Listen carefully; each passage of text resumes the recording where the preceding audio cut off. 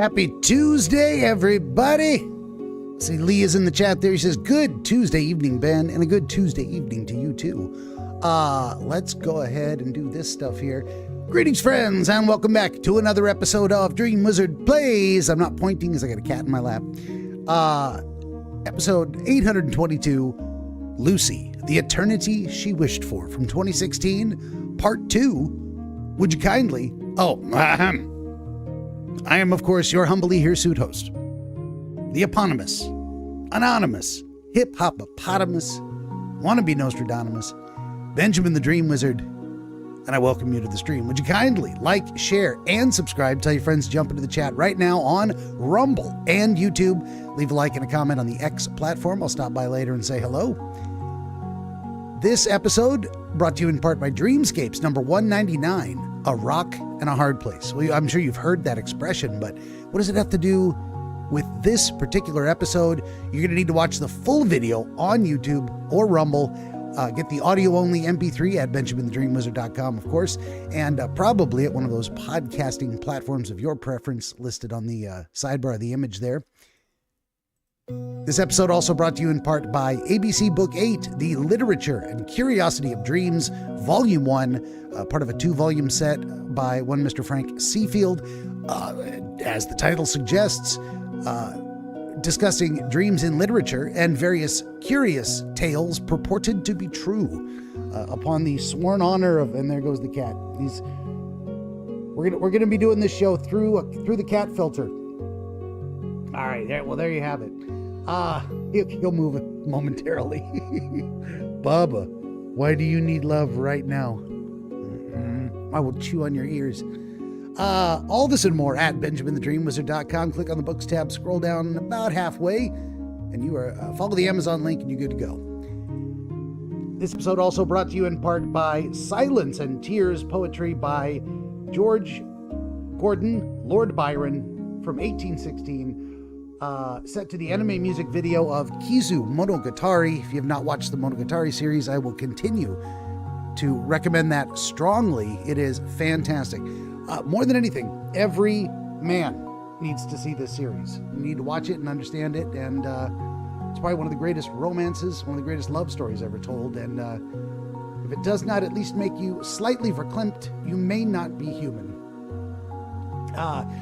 More music on YouTube, on Rumble, on X, at Real AI Radio. This cat will not move. He's very happy right where he is. Bubba, you're killing me, Smalls. You're killing me. Okay, and next. Hey, we got a brand new graphic. Look at that. I got tired of looking at the other one, so I made a new one. Last but not least, you want to head on over to Benjamin the Dream Wizard. How am I going to do this with the cat? I don't know. You're going to have to move. You're going to have to move. Okay. Head on over to benjaminthedreamwizard.locals.com and get your hands on this right here, the custom cocktail recipe for the Portland Ghetto Cooler. And if you have a beverage of your own ready to hand, you would like to raise a glass along with me, please do so now as we recite the toast. Here we go. Ein Prosit der Gemütlichkeit. Nostrovia. Kanpai. Salud. Cheers to you. And here's mud in your eye. Okay, don't move, Bubba. There we go. I thought for sure he was going to pop his head right up there and dump the whole thing on my face. Okay, let's get this stuff off the screen and get back into the game. When last we left our intrepid adventurer, one Mr. Handsome, apparently, we had a conundrum. Load data, yes. Thank God I'd learned that I need to save it. So I did save it. And we can get crazy if we want to. I think we should answer number 2, but I'm gonna give it a moment for the audience to say, what do you think? What do you think? Number 1, Lucy is actually a person disguised as a robot. Number 2, Lucy is actually a princess under a spell, the option I prefer. And number 3, Lucy is an exceptionally well-made robot. Oh, of course, cheers in the chat from Leaf. Got to say that. Cobra says, what up? How you like the game so far? I'm digging it. I'm having fun. Lee says number 1. Cobra, you got an opinion? Which one of these three? It's ranked top to bottom, 1, 2, 3. Tell me what you think I should say.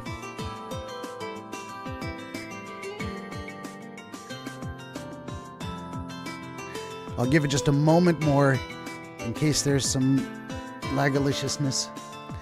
One it is! The decision has been made. Lucy is actually a person disguised as a robot. He's going to say, you are legitimately retarded, aren't you? What I say to him is, in a nutshell, you're telling me that Lucy is actually a person disguised as a robot. There's someone inside controlling her, right? He says. I can hear the enemy vocalization in my head. He seems to be at a loss for words. And it's probably not because he was impressed.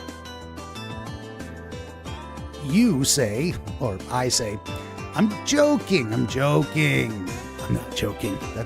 I was absolutely serious. What I say is, you're telling me that Lucy is an exceptional robot that's about as close as it gets to a real person, right? Honestly, I was quite surprised about that as well.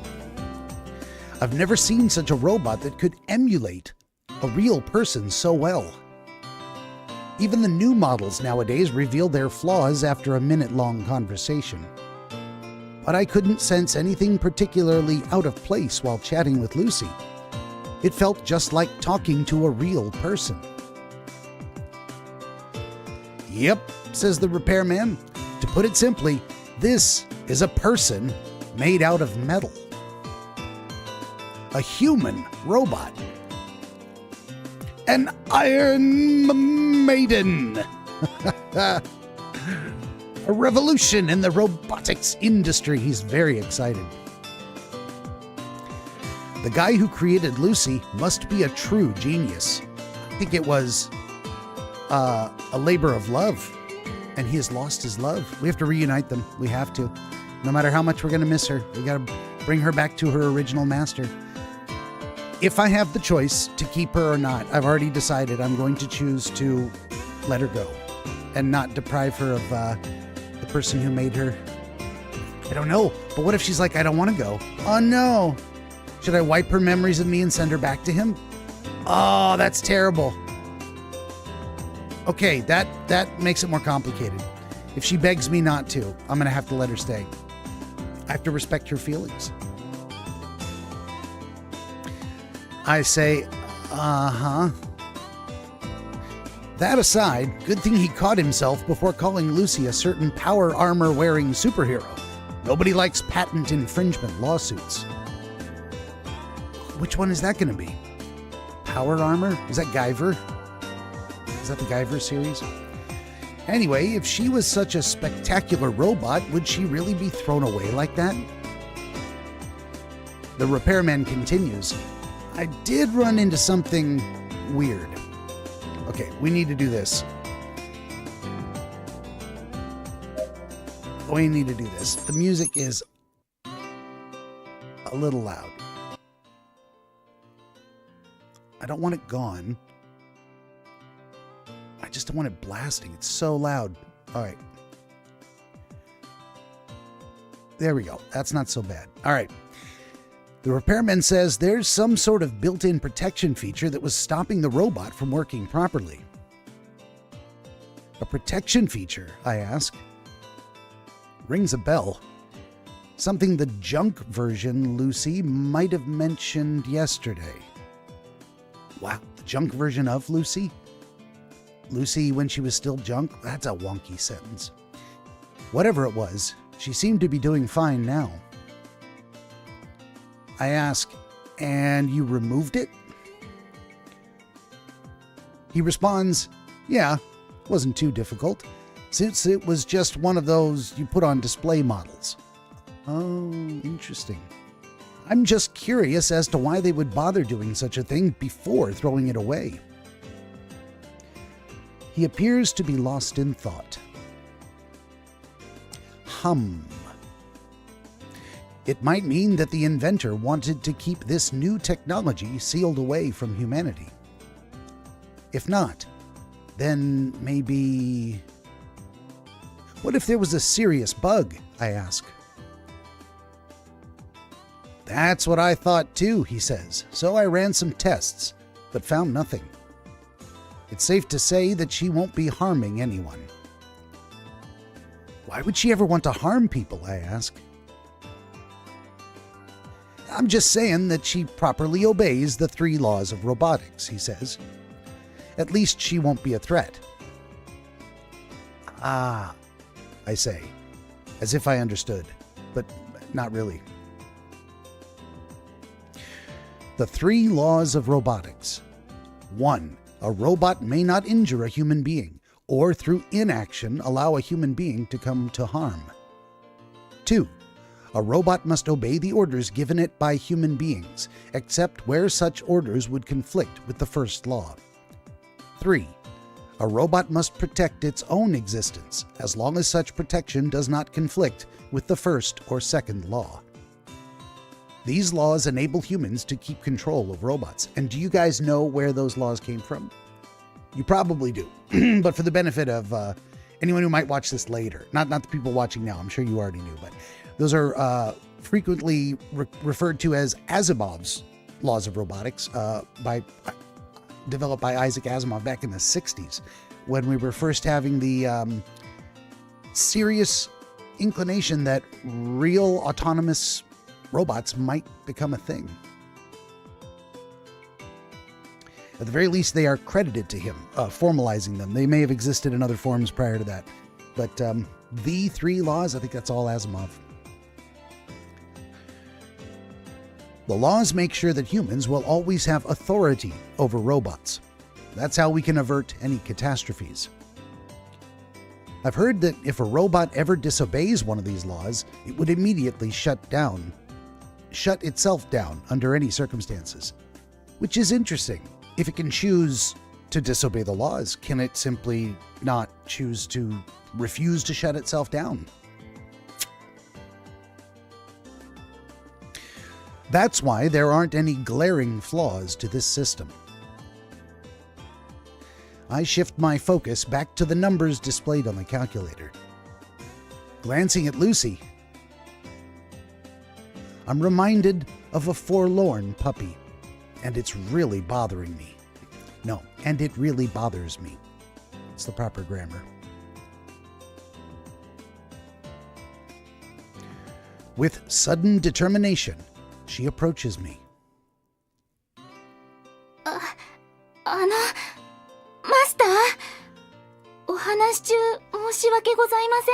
Sorry to interrupt, but what's wrong? I ask.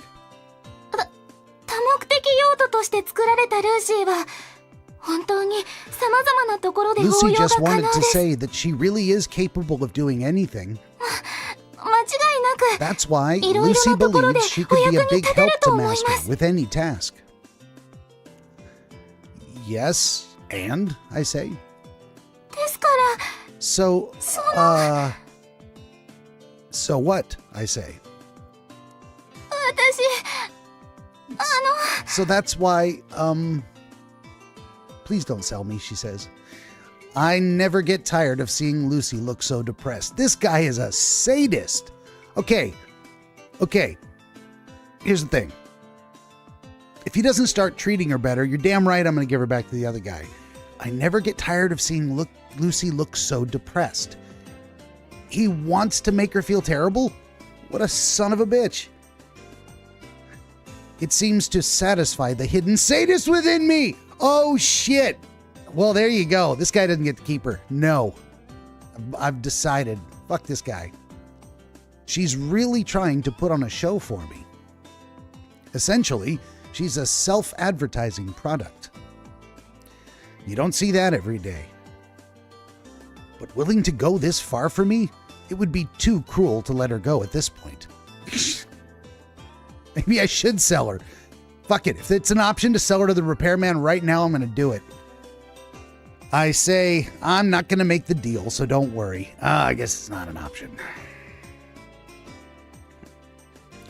As I finished my sentence, the look on their faces were different as night and day.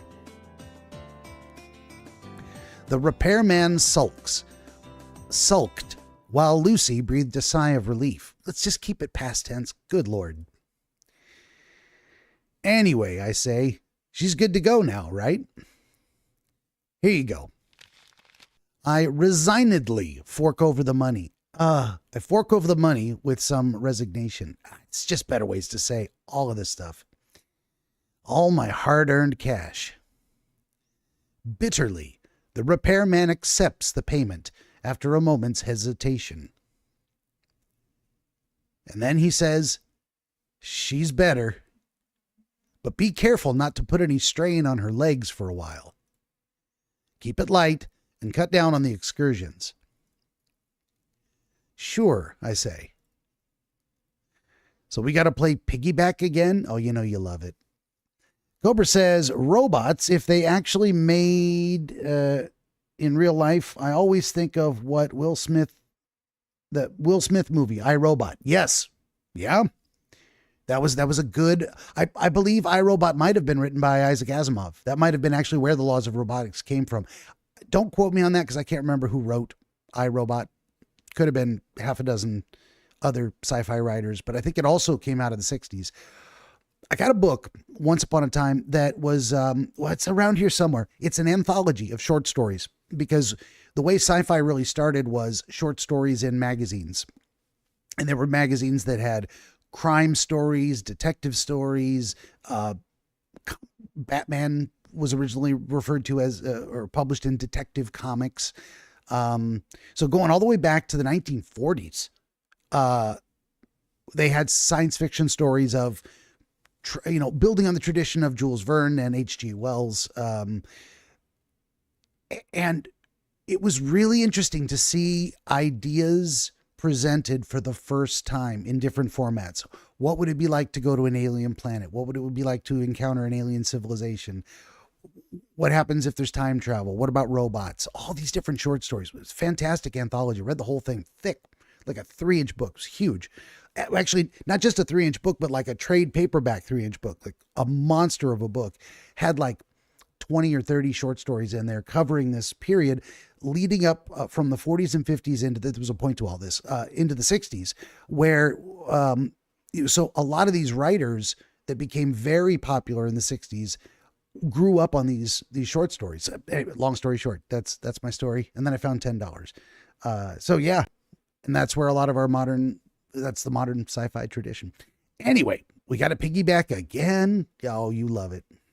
Wonderful, he says, like he doesn't relish the opportunity. She's not too heavy, so I can manage. Thanks for all your help, I say. The repairman says nothing. This guy's really got it bad. Well, you do too. You're not letting her go. Practically bleeding out all over the android. Oh, what a horrible turn of phrase. Maybe I'll throw him a bone. I'll bring her back sometime. Look, we'll do regular checkups. Does that sound good? The repairman says, okay, but make sure you treat her well. And don't overwork her too much, all right? See you later too, Lucy. You can come visit anytime. The look on his face while waving goodbye to Lucy was truly a spectacle. This time he seemed to be the father sending his daughter home with another man. God, it says leave. Sending his daughter leave with another man. Oh, seeing his daughter leave. And I said sending. I like my version better. Sending, never mind. This guy's completely out of it. I definitely made the right choice. Yeah, let's just send her home with a sadist instead.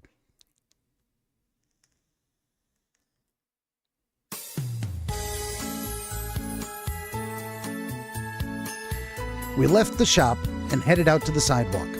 And that's where I stopped in my tracks. In silence, I knelt down facing away from Lucy. It did it again and turned the music right back up like super... there's no fixing it. Fuck it. Welcome to loud music. Hop on, I say. Is she just going to stare at me again? I add an explanation to make sure she understands. Don't choke me. That means you lightly put your arms around my neck and climb onto my back.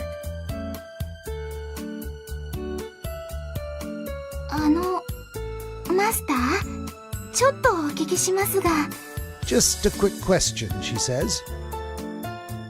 What is it? I ask.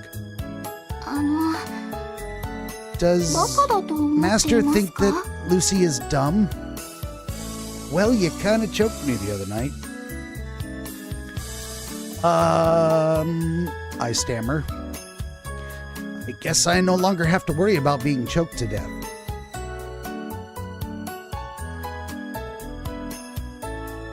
Maybe the writing is getting a little bit better.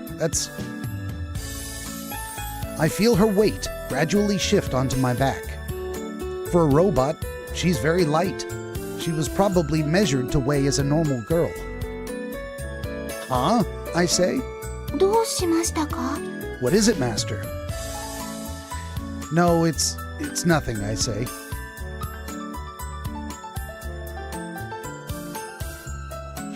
As soon as she climbs onto my back, I can't help but notice a fragrant aroma rising from her body. It's neither too intense nor fleeting. It gently spreads evenly along my nose. I take back what I said about the writing. It starts with a sweet, fruity scent, reminiscent of a youthful girl. Yet, there is a hint of spice, akin to a mature woman. It doesn't fail to stimulate the mind of a teenage boy going through puberty. No teenage boy going through puberty refers to himself as such. This is bad. I've never experienced something like this. It didn't happen this morning, so why now? It's probably because of the smell. It wasn't there earlier. Feeling a little faint, I desperately try to grasp the situation. 脈拍が突然上がっています。マスター、どうかされましたか？ Master's heart is rapidly increasing. Is something the matter? She's measuring my heart rate? That's not fair. I feel a little embarrassed for revealing that I'm a nervous wreck right now. Whew. Unable to hold back, I decide to be honest to myself. This smell, I say. What is it? この匂いですか？ Is it because of that? She asks. 店長さんが The man at the いくつか shop プレゼン gave トして Lucy くれたん all です。 sorts of gifts. 女性だから自己 He 管 told 理は Lucy 徹 that 底し since ない she's a と girl, と she needs to take good care of herself. Lucy takes out a bottle of perfume amongst many other makeup accessories. From where? She wasn't holding a bag. Geez, that guy is scary. Really scary. He's the type of person who'd spend the whole day forcing his pet dog into different clothing. If you'd consider that as animal abuse, wouldn't this be some kind of robot harassment? Well, I don't know. To Lucy, I say, all this stuff, just for a robot. What a silly guy. Lucy giggles. What are you laughing at? I say. わかりませんが自然と出てきます。 Nothing, she says. And then 1, 2, 3, 4, 5, 6, 7, 8, 9, 10, 11, 12 dots appear on the screen next to a blinking cursor. I decided this time I was going to count them. Had I just been seduced by a robot? The question is, am I being seduced by a robot? Because it does not appear she has yet succeeded, which would not make it a past tense action.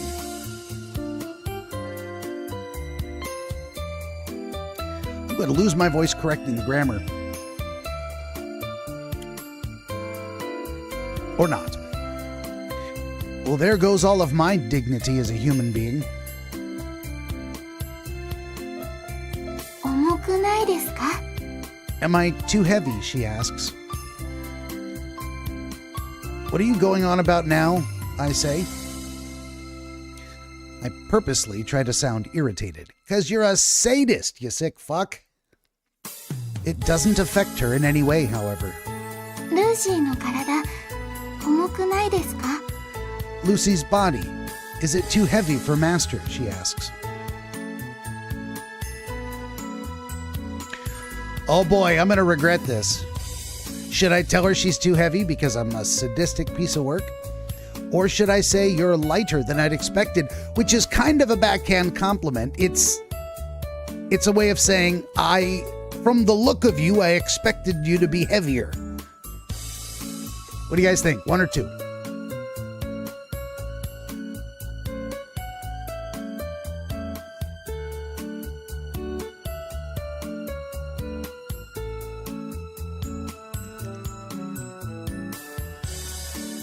Lee says number 2. We'll give Cobra a second there if he's going to weigh in, or she actually. I don't know if I ever asked. I think he. Maybe I shouldn't say that. Cobra says 2. All right, let's go. Let's be nice to the robot. Although still, I don't like the phrasing. No, you're lighter than I'd expected. And then he says it. 本当ですか? Oh, she's not. No answer would be make her happy. Her eyes got all buggy wide. Is that really true? She says. Yeah, I say. お世辞じゃないですよね. Does Master really mean it? Okay, maybe she is going to be happy. 女性を上げて落とすのは良くないですよ. Master isn't planning to drop Lucy off a cliff while she's basking in happiness, is he? Is that supposed to be funny, I say? Have you been deceived all your life? Maybe I was being too rough on her. I didn't think she'd start being so skeptical. Before I ruin her completely, I decided to treat her a little kinder from now on. You think? All right, let's see that in action. Back to smiling. That's how you want to see her. I hear a small giggle coming from my back. Or do you think it was coming from the robot on your back? Does your back often giggle? Would a robot really feel that flattered to be called light? I don't know. Humans can't be expected to understand a robot's heart. Oh, now he thinks robots have hearts. Interesting.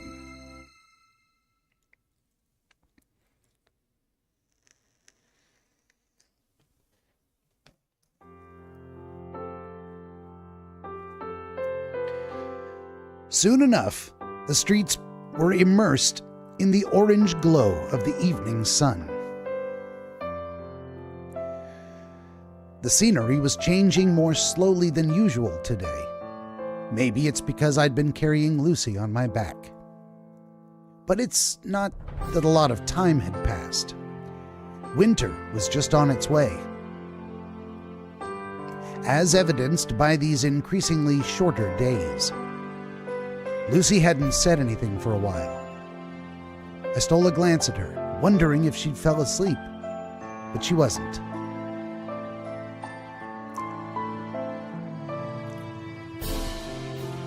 She appeared to be lost in thought, staring at everything in sight.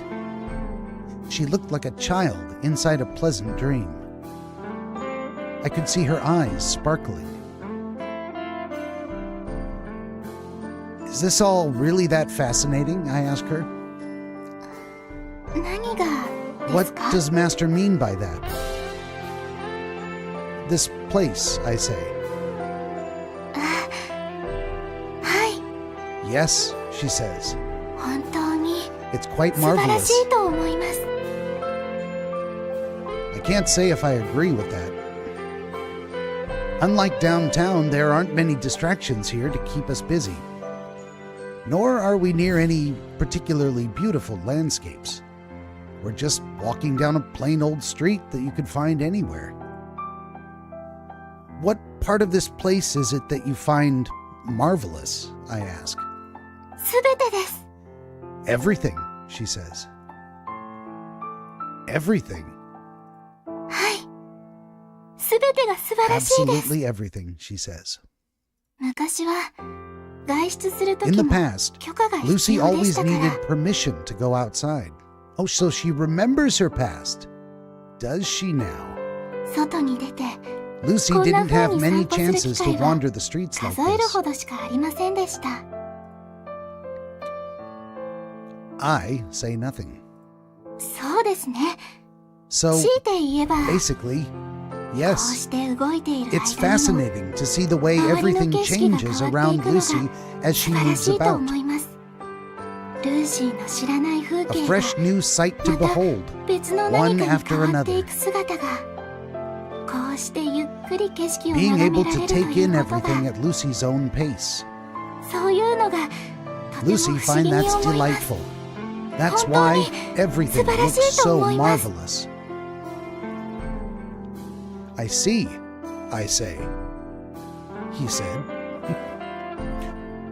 I couldn't relate to that sensation she just described. Well, because you've seen it all before, dozens of times, perhaps hundreds. マスター、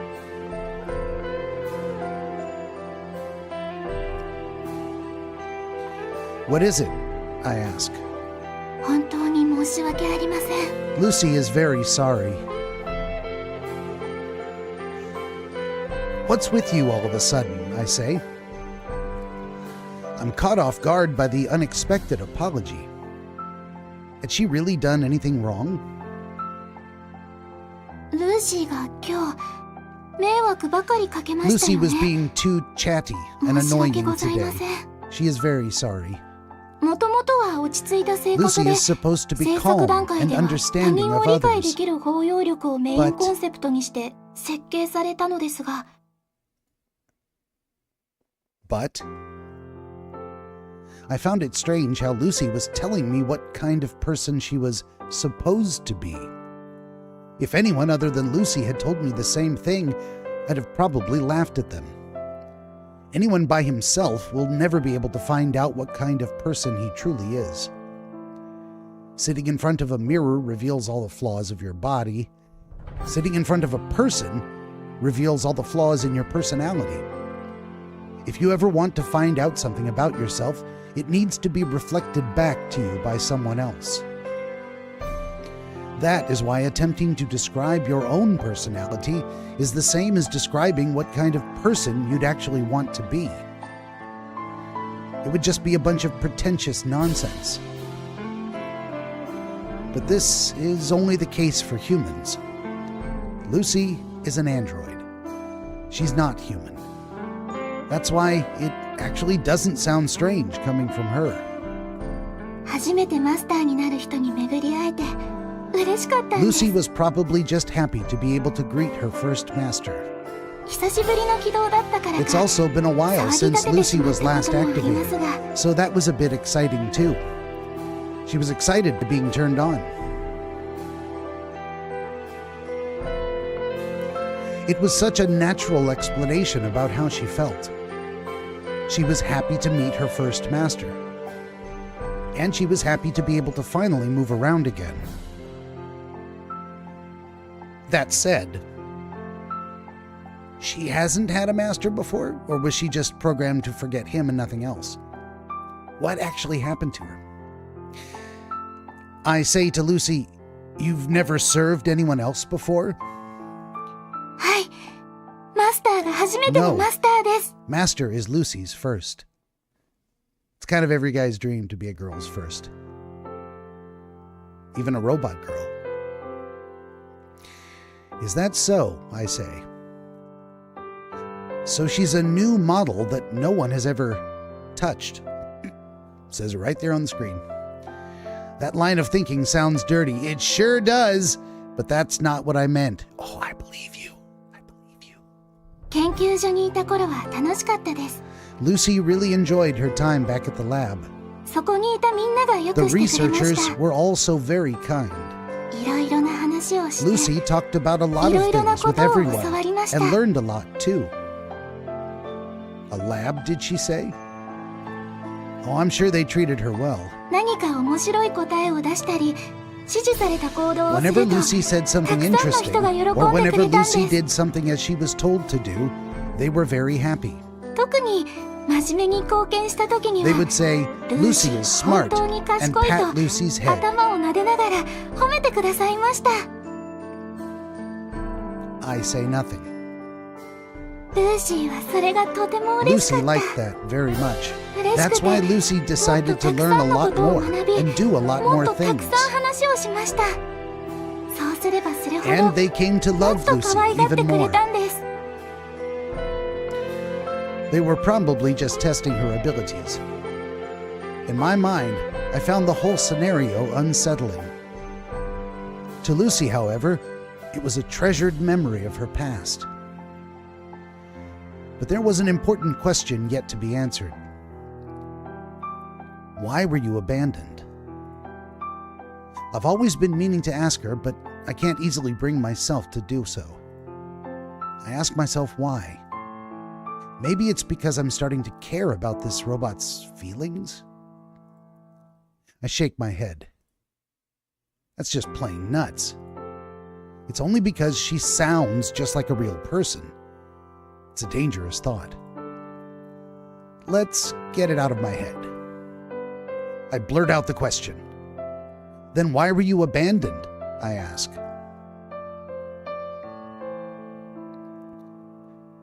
Lucy doesn't answer.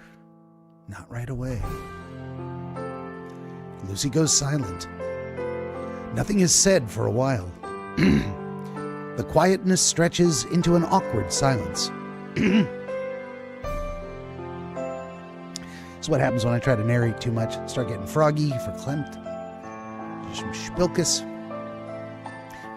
I start to regret asking the question. Because no one loved Lucy anymore. It's terrible. Even for artificial feelings, it's terrible. With those words, Lucy finally broke the silence. Somewhere along the line, they stopped smiling at Lucy. They stopped praising Lucy. Eventually, they forgot about Lucy.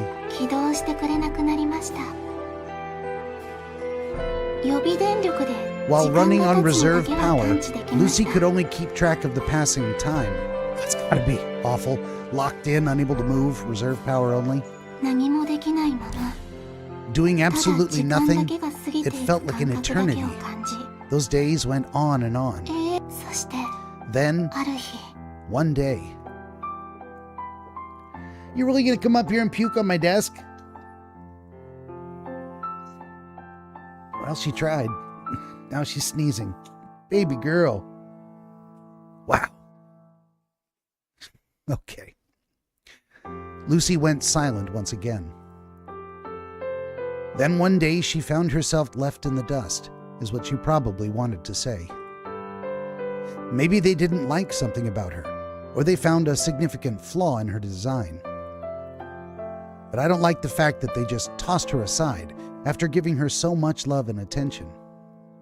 Or are we going to be faced with the same conundrum? Aren't they being too inconsiderate? A small rage began to boil inside of me, directed at those cruel researchers with no sense of responsibility. When I regained my senses after a few seconds, I became surprised at how angry I was. What was I thinking? They were just throwing away a failed experiment. The object on my back was nothing more than an impressive fake. She was not real. She was not a living creature. It's only natural that useless machinery would be thrown away. There was no need for me to be so angry.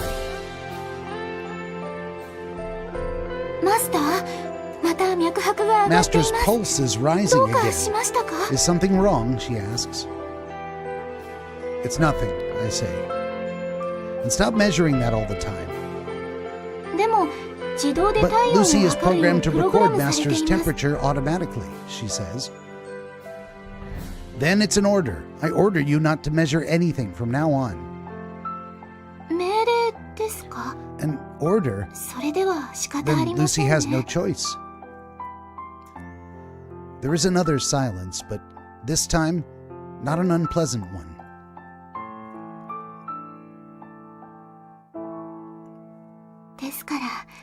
But Lucy is very thankful towards Master. I just can't seem to figure out this robot's train of thought. What? I say.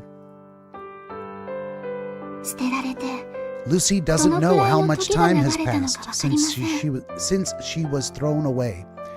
She sells seashells, let me tell you. でもルーシーにと But っては judging by Lucy's own 永遠 temperature, にも等しい it 時間 seems で that a した。 long time had passed. 周りは暗闇で Lucy was always surrounded by 人の気配など darkness, and she could 全くなく never て sense any human presence. とても暗くて It was very dark. とても It was 静か very で quiet. Lucy was feeling very でも lonely. 寂しかった。そんな中 Then マスターの suddenly, 声が聞こえまし Lucy た。 heard a gentle voice. I don't remember talking to you like that, I say. それでもルーシーにとっ But て to は Lucy, まるで天 it 使の was ささや like き a のようで soft, した。 tender whisper from an angel.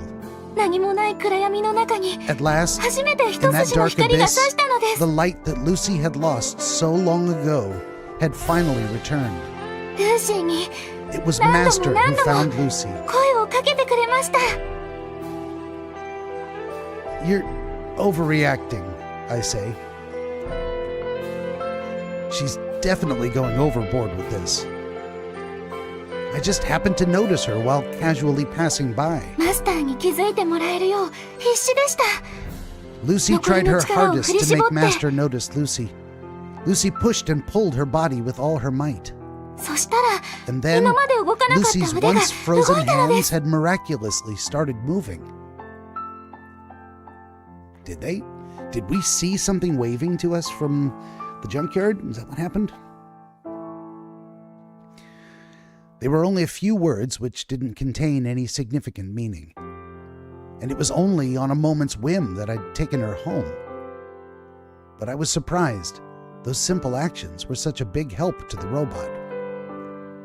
She ル was in ー a シーに junkyard. 手を差し伸べてくれたこと Lucy is very 本当に thankful that 感謝してい Master ま has す。 taken her in. Being able to say the most embarrassing things without hesitation, I guess that's one of the advantages of being a robot. I can feel my face beginning to flush. I quickly duck in order to hide my embarrassment. Shut up, I say. I'm gonna make you pay for what you're worth, so you'd better be ready for it. Okay. I guess they really want him. マスター覚悟しておきます。 Yes, Master, Lucy is prepared, she says. I guess they really want to show he starts out one way. He doesn't care, he doesn't like robots, he's mean to her, and then we're going to see the flip. We'll see how far he comes that she wins him over. I guess that's what they're trying to do. It's just unbelievably ham-fisted. They could have made it a lot more subtle. What's so funny, I ask? Why do you keep laughing like that? It's creeping me out. わかりません。さっきから Lucy 笑いが自然 doesn't とこみ上げてくるんで She す。 cannot contain her laughter. 故障みたいです。 Maybe it's a どうしましょ malfunction. う What should Lucy do? Lucy quietly rests her cheeks against my shoulder. Her cheeks, she can only rest them one at a time against your shoulder unless she's resting the other cheeks against your shoulder, which I don't think is what's happening. The sensation of her soft skin causes me to flinch. She feels very much different compared to this morning. Very much different. Just very different. It feels as if I'm carrying a real person on my back instead of a robot. I start to wonder what could be causing this difference in perception. Was it just a placebo effect? Or had something really changed since this morning? If something really did change, was it me or the robot? I continued to ponder over the question on the way home. I never managed to come up with an answer.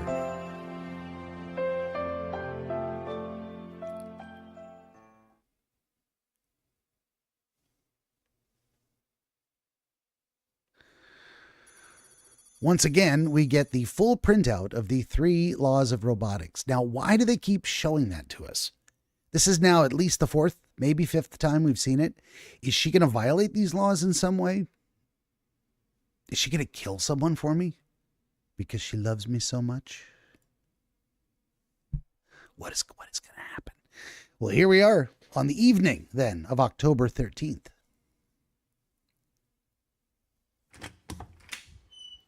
Oh, boy. I unlocked the front door, and we entered the house.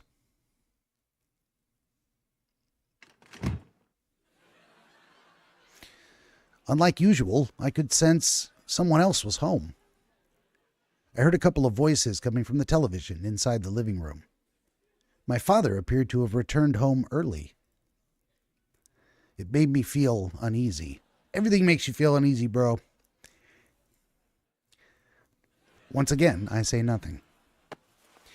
I effortlessly remove my shoes using only my feet. Mad skills. Mad skills. Come to think of it, I was always home alone. It's been this way ever since I'd grown old enough to take care of myself. Before that, we used to have a housekeeper watching over the place. However, that was only until I began middle school.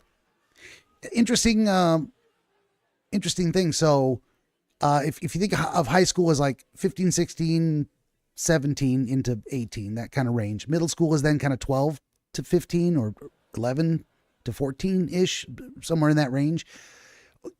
Kids in Japan are expected to look after themselves and take care of themselves at a much younger age. So by the time they hit the high school, it's almost like they're already adults. And in Japan, it's not uncommon to see high schoolers completely free of parental authority in a lot of ways. Like, they still live at home, but they don't answer to their parents when they're coming and going. They're not told they can't go out at night. They aren't told they can't have a job. They're, just about starting at 15. It's like, you're old enough now. You can, if you're in high school, essentially, it's kind of like the same time frame where a kid in America turns 18 and now they're in college. Even if they still live at home while they're going to college, they're treated as more of an adult. So it's definitely an interesting shift. They don't say artificially extend childhood beyond biological puberty as long as Westerners do. We have different standards in the West, broadly speaking. Anyway, interesting cultural phenomenon. Nemo says, "Hi, room. I got busy at work, lost track of time." Well, welcome, after all. You came here just in time for the lecture on Japanese, how the Japanese socially view different ages. From then on, I was always by myself. I would eat breakfast alone. I would eat dinner alone. The cycle would repeat endlessly. Endlessly. All your teenage years of your life, right? I don't even remember the last time all of us ate dinner together as a family. There was no such thing as a home-cooked meal in this household. I'd eaten so many different kinds of instant food in my life that I'd come to memorize every product of every brand. My father put his work before family. And my new mother followed my father everywhere to support him while practically ignoring me. Ah, his new mother. Boy, I'd sure love to read that text on the screen, but we got one fluffy cat head right in the wrong place. And she went over there, and it looked like she was going to lay down, but nope, she's just standing there, blocking the text. Nothing I can do.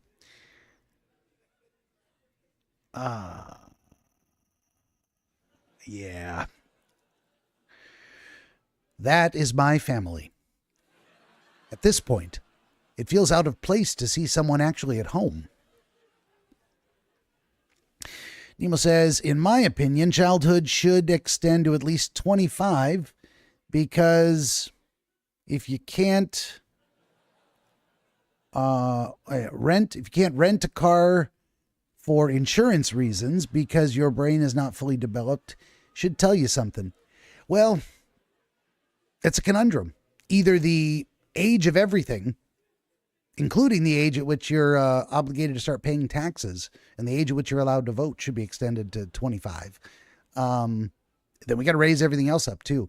However, I think it's a bad idea to artificially extend childhood for too long.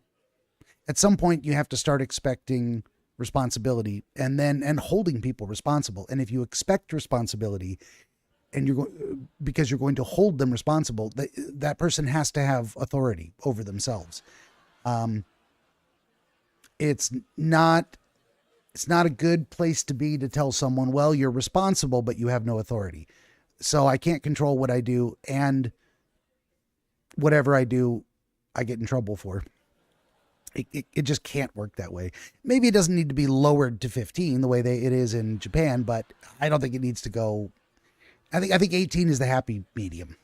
It's old enough, but it's not too young, but it's not too old, in my opinion. I think we hit the middle ground just right. I don't know. Maybe those insurance premium rules are stupid and they should be changed.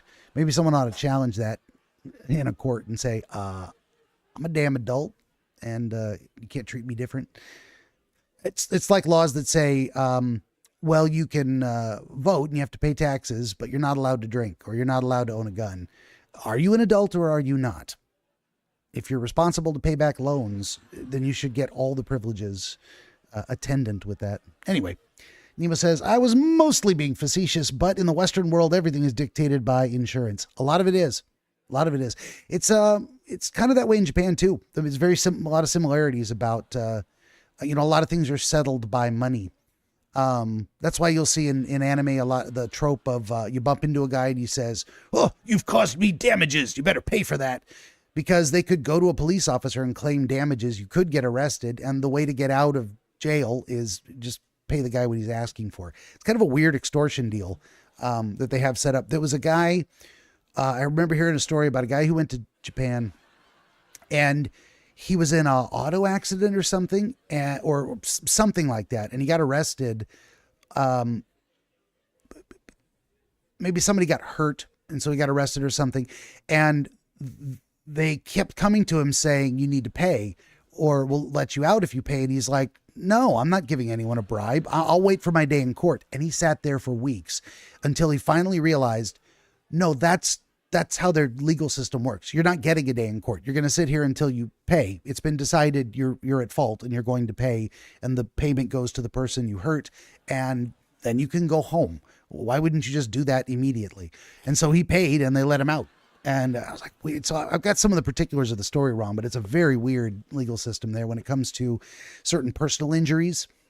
In America, we'd say you get your day in court. You maybe someone would have to sue you, take you to court. You show up in front of a judge, possibly a jury. They make a decision. It's a lot different there. And I explained it badly, but it's an interesting distinction. The text on the screen says, my father is on the couch watching television, and yet, as we can clearly see, there is no one here. This kid is hallucinating? Is Lucy even real? The TV isn't even on. Oh, there's Oto-san. Father says, you are back. I am Japanese, father.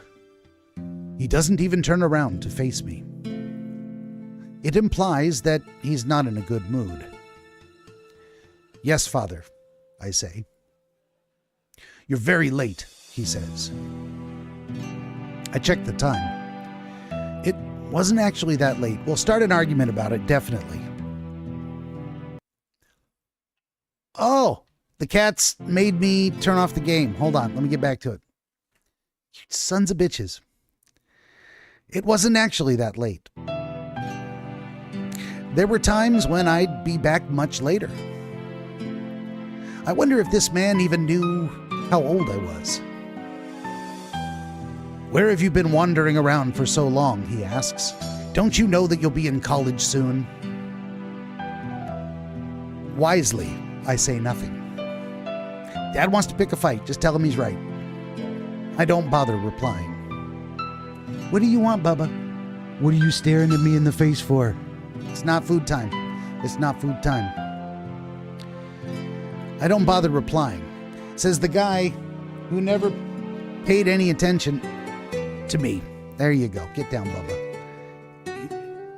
I think to myself. You don't say that to Japanese papa out loud. I don't get along too well with my father. Our relationship compares badly with other families. But that is to be expected. We've never spent much quality time together. Going to the zoo or playing soccer together, I don't have any of those fond memories that other kids my age probably have. My earliest memories are of my father's stern face. So it would be even more bizarre if we actually got along. As I stand in silence, the old man launched his next attack. "Are you not listening to me?" he says. Once again, I say nothing. He still doesn't bother looking at me. I've gotten used to minding my own business. We keep to our own devices. To solve any conflicts within a family, you would normally need to sit down together and talk about it. But my father doesn't think there's any need for that. He thinks everything is fine just the way it is. It would be really painful to talk face to face with that man, though. I say, I just stopped by somewhere on the way home. Yeah, I'll just deal with our usual exchange. As long as I don't make him angry, it's good enough for me. I just need to maintain the peace between us. Nemo says, Rule 1, do no harm. Rule 2, have goats, just in case. I thought it was pigs. Fair enough, either way. Although goats might do it too. If they will eat a tin can, they will probably eat other things. It's always been this way. As usual, I try my best not to rock the boat. I don't know what you kids are up to these days, he says, but remember that students like you should be studying. I'm saying this for your own sake. Also, because he probably wants me to get the hell out of the house.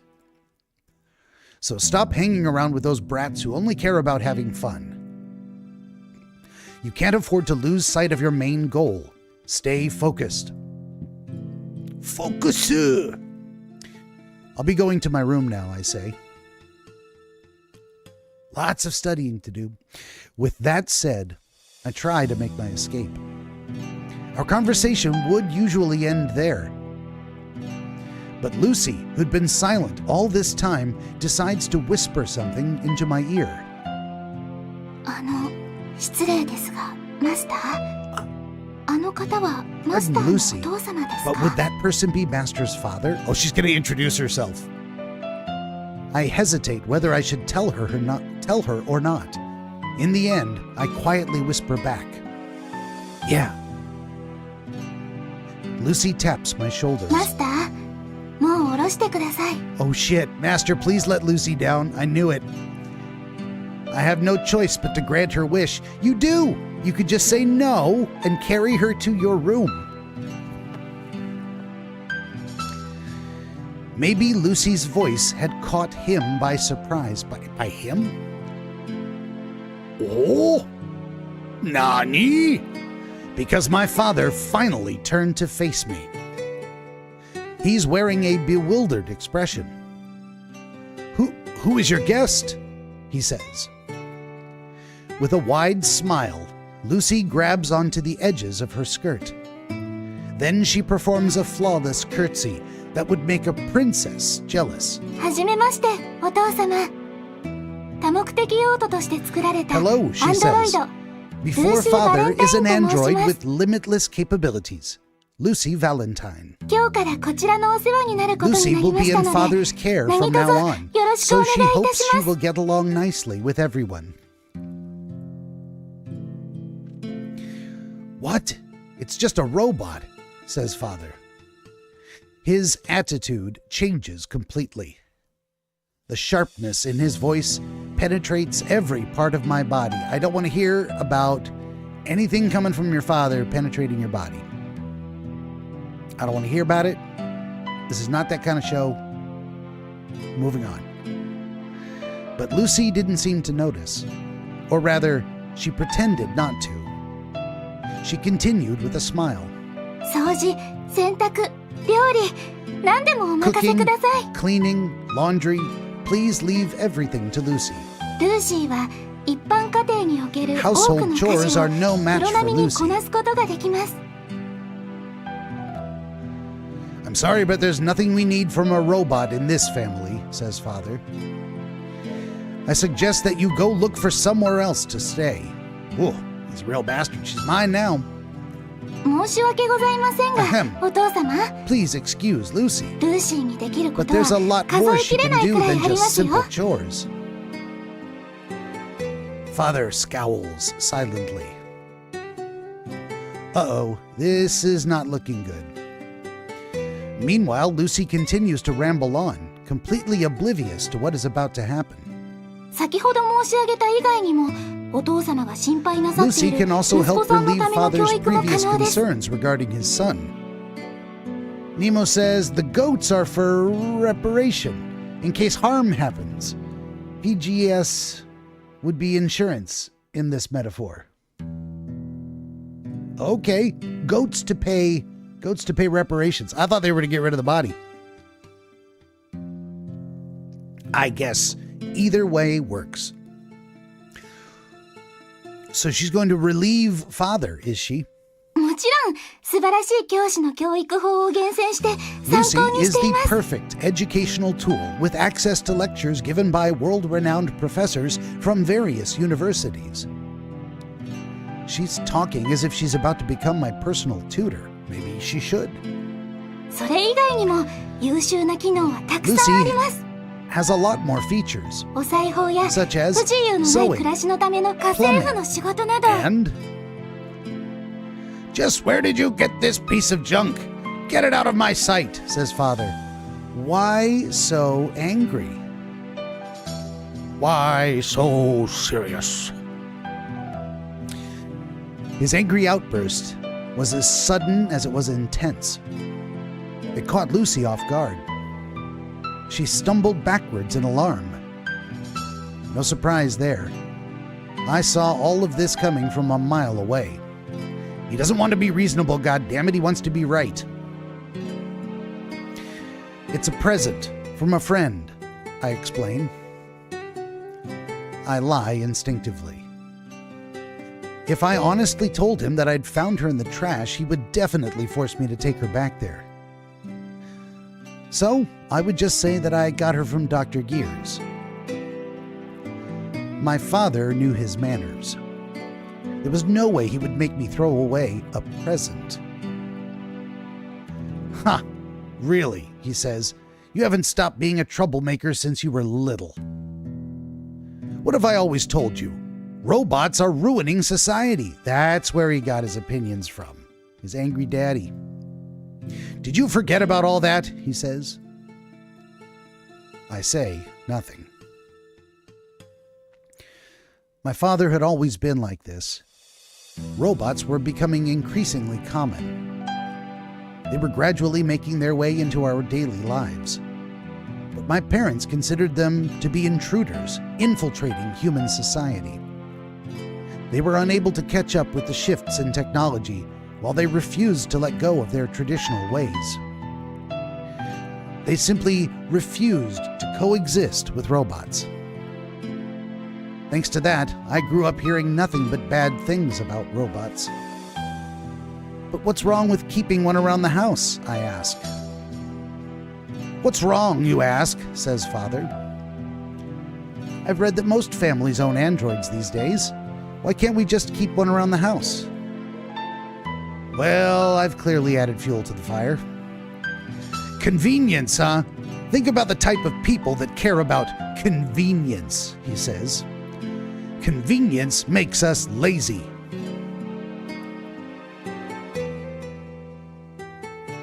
Oh, quote unquote, insurance. Pigs are in the insurance. Yes, they are. Well, pigs would be insurance in this metaphor. Oh my God, I can't.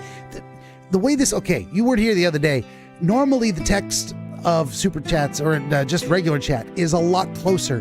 When I boot up the graphics of this game and make it full screen, it takes half my fucking window and throws it halfway across this other monitor, so it's like an extra foot away from me and I can barely see what it says. The goats were for reparations. In case harm happens, pigs would be insurance. Thank you for explaining to me. Now I understand. Father says, and when we're lazy, our minds don't work properly. Convenience makes our minds weak. I say nothing. Father continues, it's obvious how they'll live the rest of their lives. Without realizing that they're hopelessly lazy, they'll just end up living a meaningless existence. He really means it. I've already lost count of how many times I've heard this from him. Today's lecture is variant B. It goes from A to Z, by the way. I'm so sick of this. I just want to wrap up this conversation so I can leave as soon as possible. Anyway, I say, I've already accepted the gift, so we should just keep it. I'm the one who's going to be using it, so why do you care? And who's the one going to be paying for the electricity, he says. Who taught you to be so selfish? I'm starting to reach my limit. Oh, that heart's starting to pound, huh? Come on, man. I want to leave. Then I'll pay for it, I say. I can get a part-time job. A job? You are going to get a job? You're going to work when you should be studying? Yes, I say. Do you even realize how important this phase in your life is? These years in high school could decide the rest of your future. This is about the rest of your life. I added that last bit. With whose permission are you planning to work? Kids like you should be studying. Just keep your mouth shut and study. What a bastard. I guess he just hit me or something, or I snap. Fine, that was the sound of snapping. Well, I'll pay you back when I grow up, so just leave me alone, damn it. I scream at the top of my lungs. His eyes widen in shock. That was to be expected. I'd never raised my voice in front of my parents before. You can't do this. You can't do that. Then, just what the heck do you expect me to do? I'm so furious that I can almost feel steam rising from my head. At the same time, my father's eyes quickly narrow and begin to burn with rage. And he slaps him. Of course he does. Time slows down, and I'm left struggling to process what had just happened. Oh, is Lucy missing? Did he smack her? I stand in place, holding my sore cheek, as I stare at my father in shock. Once again, sore cheeks? Where did your father hit you? Not knowing what to do, Lucy was fidgeting nonstop. Nemo says, "Father brings smackdown," said with Japanese inflection. "Son, argue with father. Impossible. Father brings smackdown." Yes. "Father, just where did you learn to be so stubborn? I never raised you this way." This time, I say nothing. Shocked and humiliated, I could no longer calm my fiery soul. I turn around and stomp off towards my room. I pull Lucy along with me. Master? "Ow, master," she says. Hesitating, Lucy eventually makes a short bow to my father and trails along. Behind me, I hear my father yelling. But I shut it all out as my blind rage was nearly overpowering.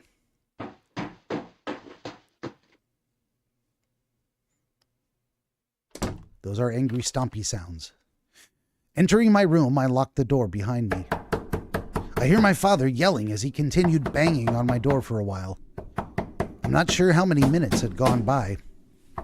It felt like an eternity. Even if I blocked my ears, I could still sense the floor shaking. I curled up on my bed and waited for the moment to pass.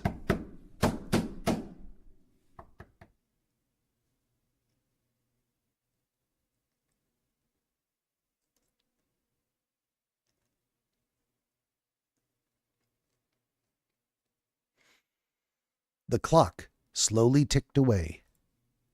After a long while, I uncovered my ears. The noises had stopped, and I finally began to relax. As my head eventually cleared up, I realized what I'd done. Whew. I'd finally lost control.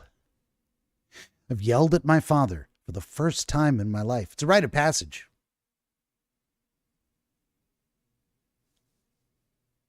I'm just saying, it happens eventually.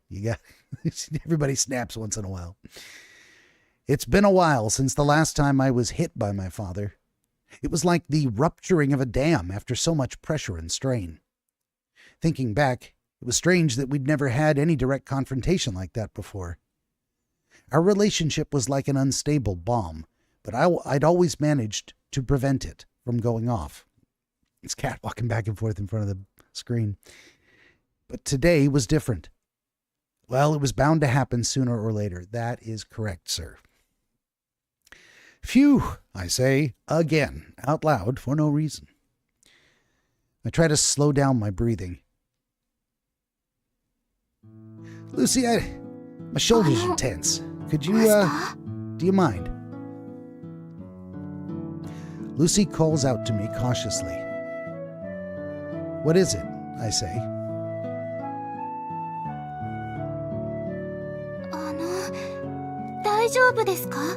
Is Master all right? I wonder what she means by Daijobu desu ka? Nothing is all right. But I know what she meant. So I gave a small nod of my head anyway. With a wet handkerchief from who knows where, Lucy wiped down my sweaty forehead. The fruity smell of her perfume was surprisingly calming. Master, with all due respect. What is it? Hopefully she says, your father's a real son of a bitch, isn't he? Oh, she's chastising me. With all due respect, it's not right to use that sort of language with your father. My face quickly became contorted with anger. What the heck? Are you also telling me I'm a bad person? Lucy shook her head. Lucy isn't saying that Master is bad. But she thinks that Master should be polite towards his parents. I mean, ideally parents should be polite too. It's Master's family. Father was probably very hurt inside. Oh, you don't think I'm bad, huh? When you're the one telling me that it's my fault? I snap at Lucy. I was the one hurt, and he was the one who hurt me. My head is aching, so just drop it and leave me alone. Lucy, who had been squirming about, went completely still. Both her eyes suddenly lost their color. After a while, she sprang back to life.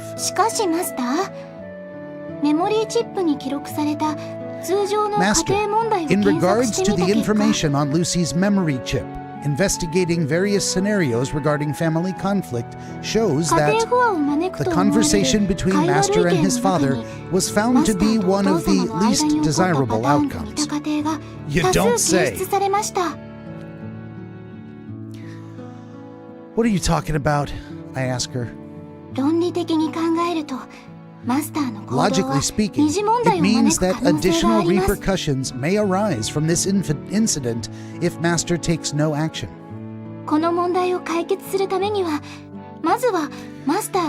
To resolve this issue, Master should recognize his mistakes and apologize to... Shut up! I yell. Your explanations don't even make sense, and you're calling it logical? You wouldn't understand a thing anyway. What would Lucy not understand? What can you possibly tell from watching us for just 5 minutes? What did you exactly find out about us? I ask. How can you say something so ignorant without knowing anything about the past 18 years we've spent together? The android tilts its head, looking confused. Answer this, I say. How many minutes are there in a day? 1440分です。 1,440 minutes, she says. How many in a year, I ask.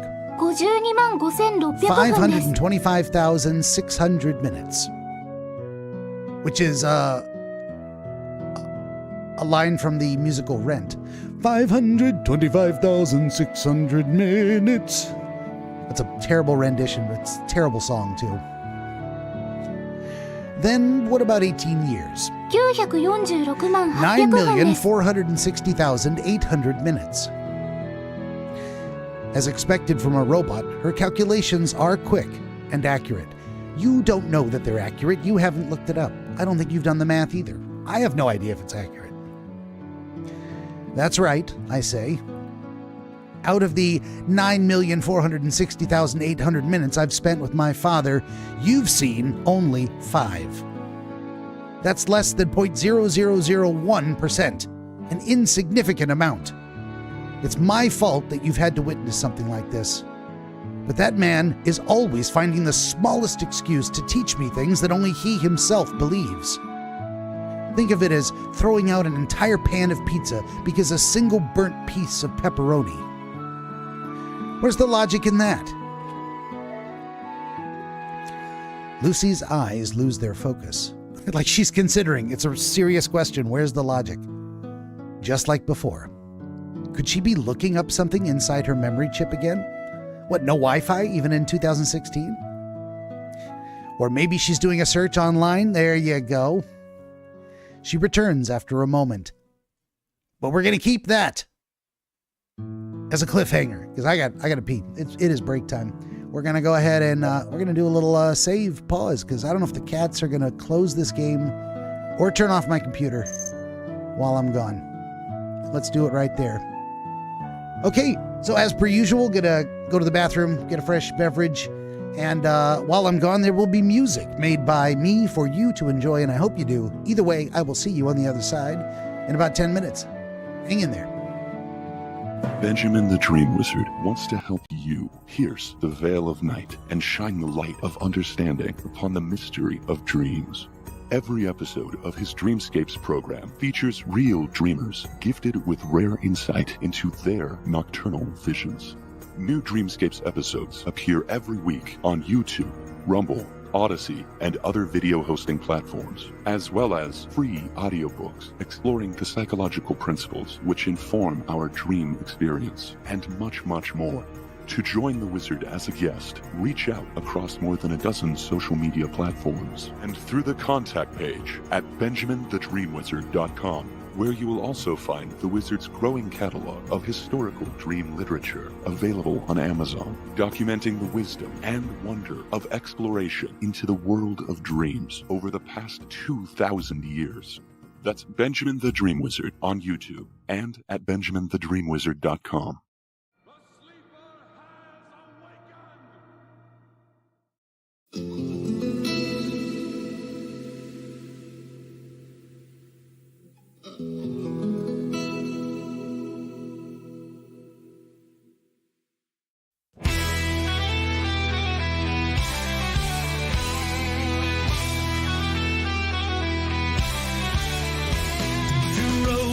Diverged in a yellow wood, and sorry I could not travel both and be one traveler.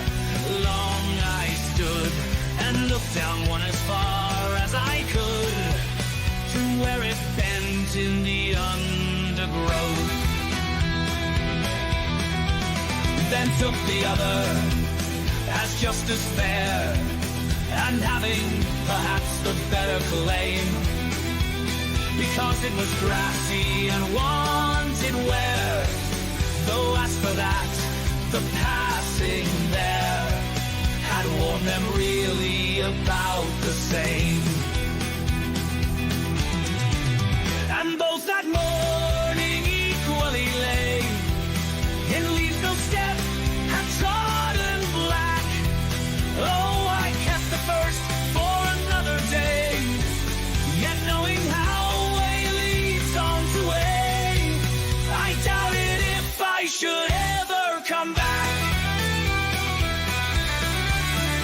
shall be telling this with a sigh.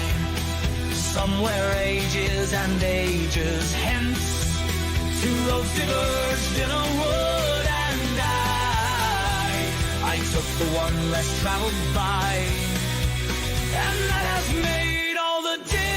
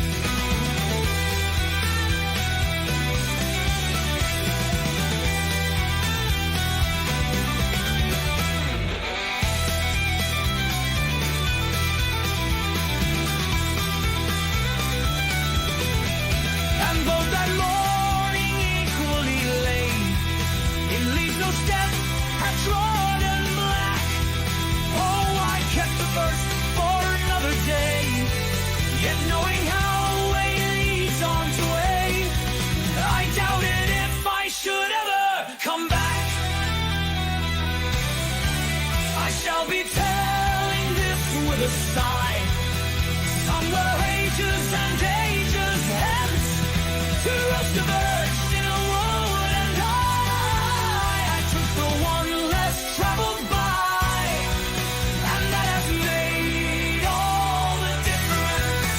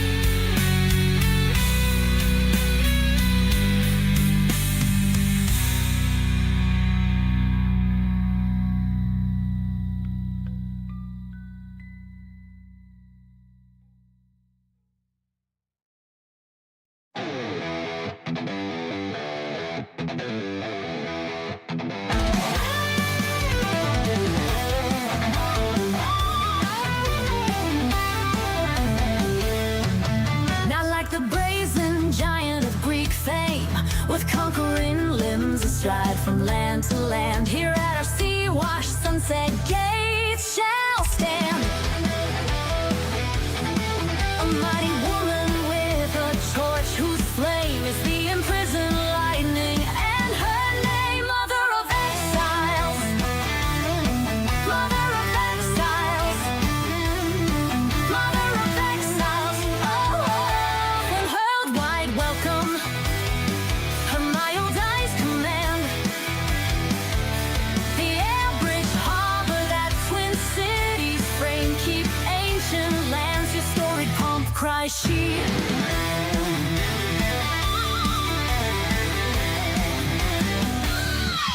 With silent lips, give me your tired, your poor, your huddled masses yearning to breathe free.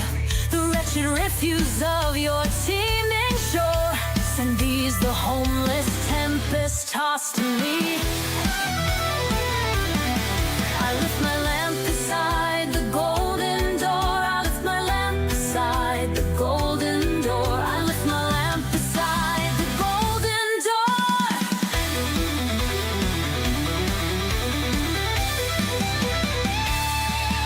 Father of exiles. Father of exiles. Father of exiles.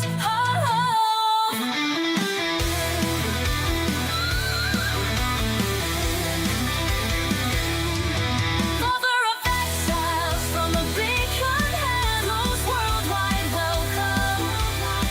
Her mild eyes command the air bridge harbor, the Twin Cities frame. Keep ancient lands, keep ancient lands, your storied pomp, cries she.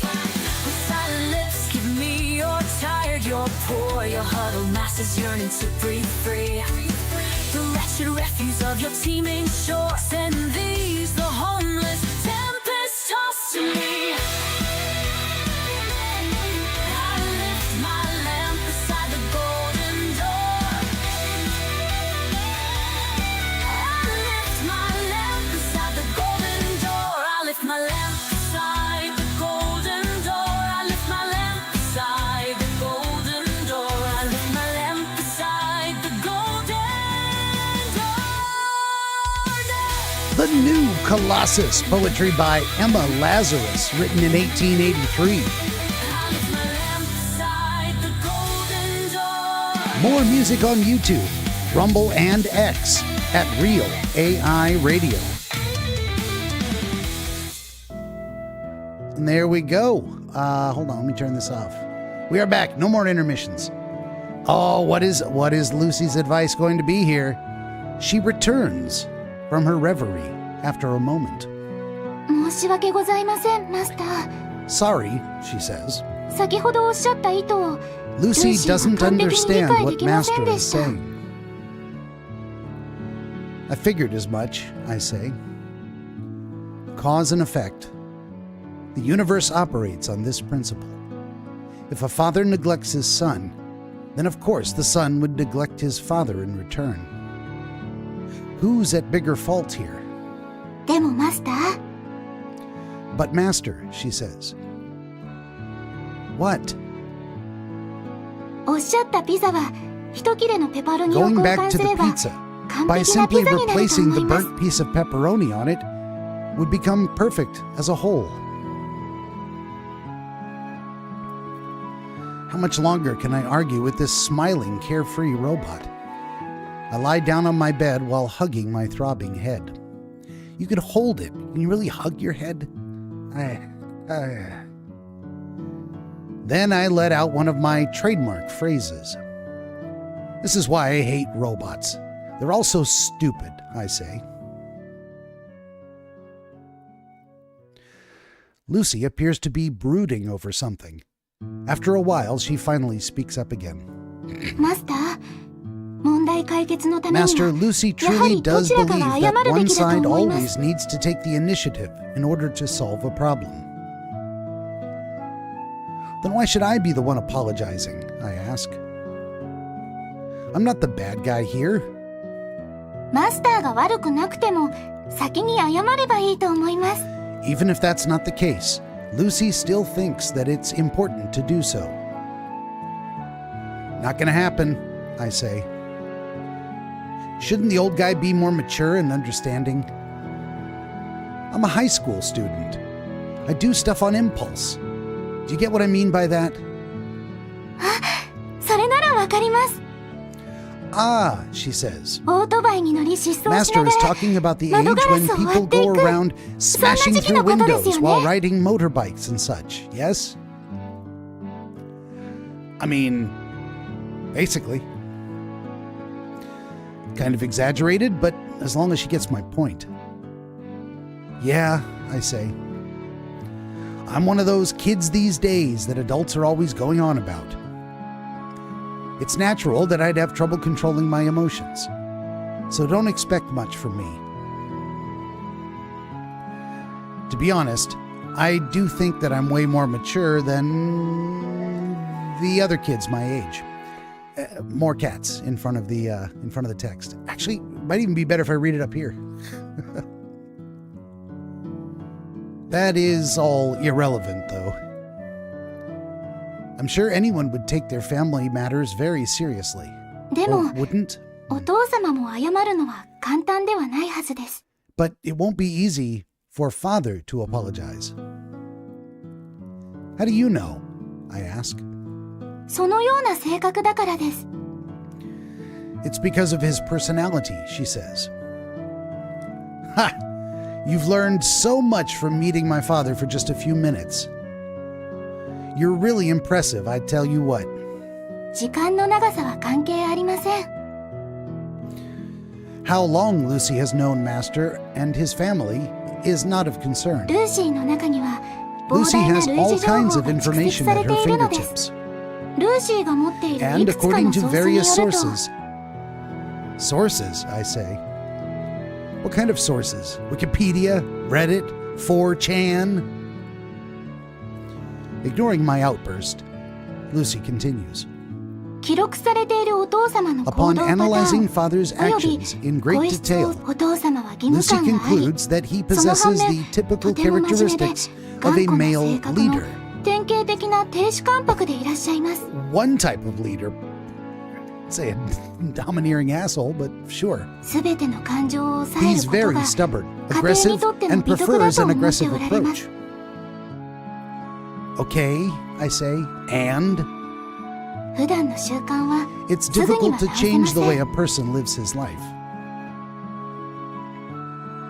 先にマスターが It would 声 be をかけ better る for べきだ Master と to 思いま reach す。 out to him first. By the way, I say. はい。 Yes, she says. If you want me to make up with my father, that means I'll have to throw you out. He's not the type of person to make any compromises. Have you even realized this? Lucy is surprised. I guess she didn't. どうしましょう。追い出された What ら should とって Lucy も do? とっても困り It ま would す。 be bad if that actually happened. So here we're inching towards shades of the laws of robotics. First law, as it said, I believe I remember correctly, that a robot must not harm a human, nor allow a human to come to harm by inaction. But is harm only physical? She's trying to take care of her master by resolving emotional harm. And yet, realizing that this puts her in danger. Well, Law 2, she should... Actually, that was Law 2. Law 3 is you can protect yourself unless it hurts a human. So Law 1, no harming humans. Law 2, I don't remember. Never mind. You get where I'm going with this. I wish I could remember things well. Don't ask me, I say. Why don't you think before you talk next time? No wonder he's kind of an asshole, if his dad is. I mean, we see where he gets it from. I shake my head. The reason behind this mess of a conversation is the fact that I'm talking to a robot. Sometimes I forget that she's a robot in the first place. And sometimes it's reversed, where I end up deliberately pointing out her flaws as a robot. And then everything in my head gets mixed up. This robot really knows how to stress people out.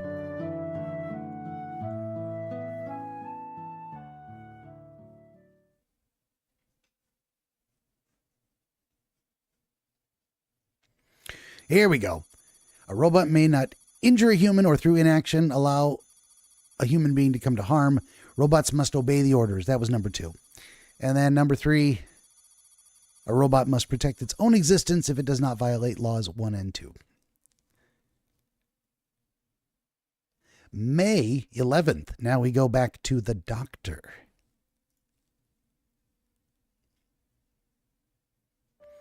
What's his story? How did he lose her?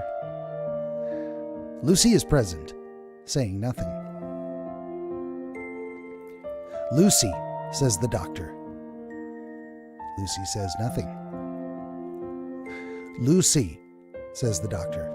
Lucy Valentine, can you hear me?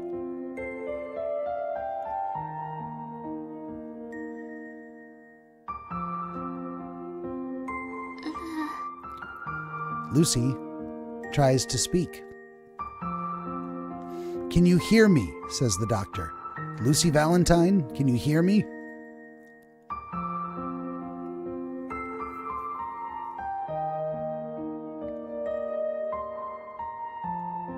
Oh, here we are in a robotics lab.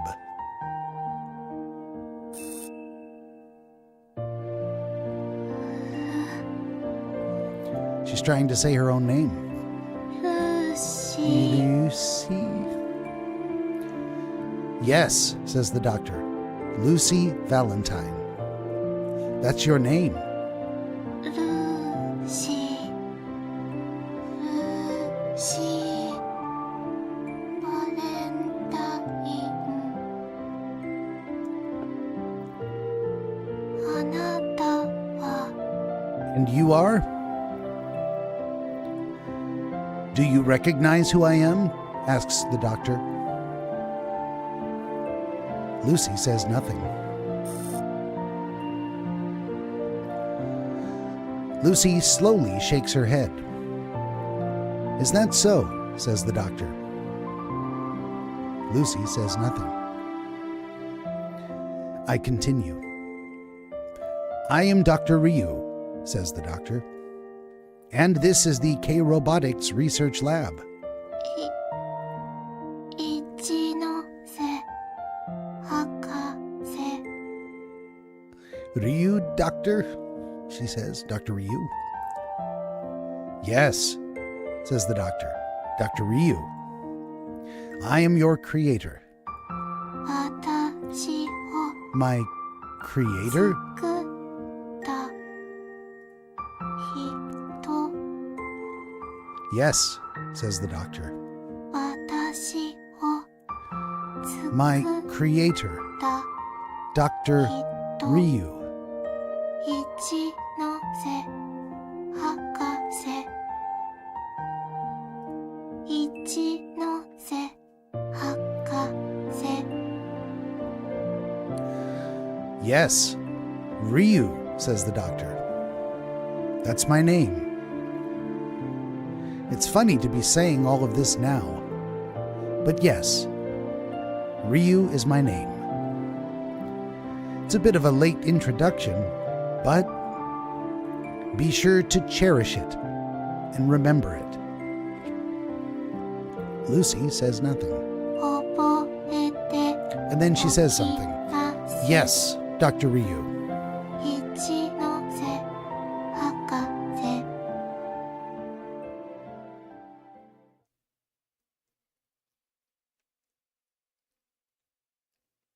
Wow, such a long scene for saying very little. And we get the 3 laws again and again and again. They really want to hammer it into us. Lucy's going to be put in conflict with these laws, I think. I think that's what we're heading towards. October 14th. The day after I found Lucy.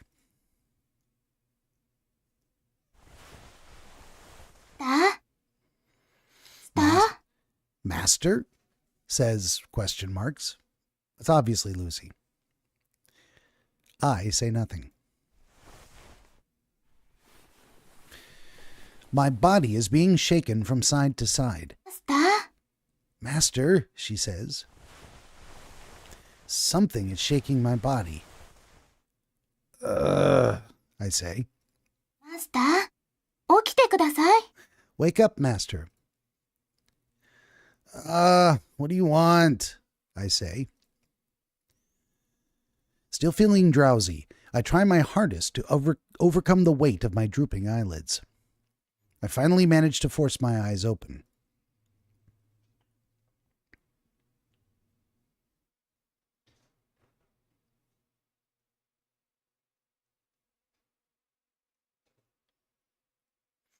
Well, good morning, sunshine. Nemo says 3 laws, like an iRobot or Blade Runner.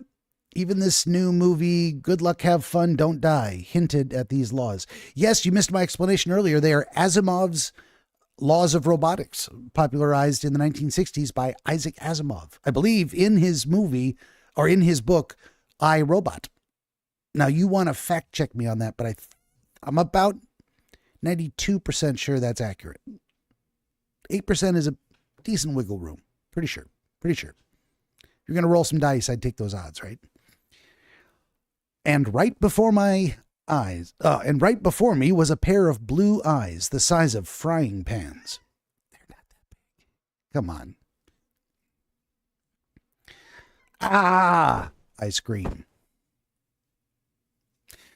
I stare at Lucy in bewilderment as I find myself falling off the bed.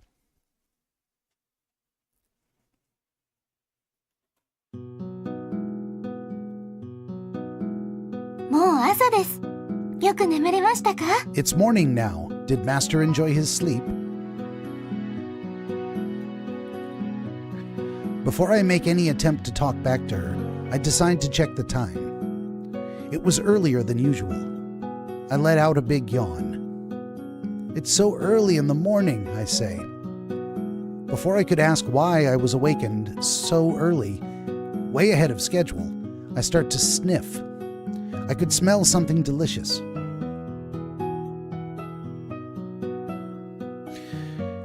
Nemo says, ironically, my father called and had to dip out. Okay, interesting. Interesting synchronicity. My room was filled with a mouth-watering scent. I told myself that the neighbors must be cooking up something good.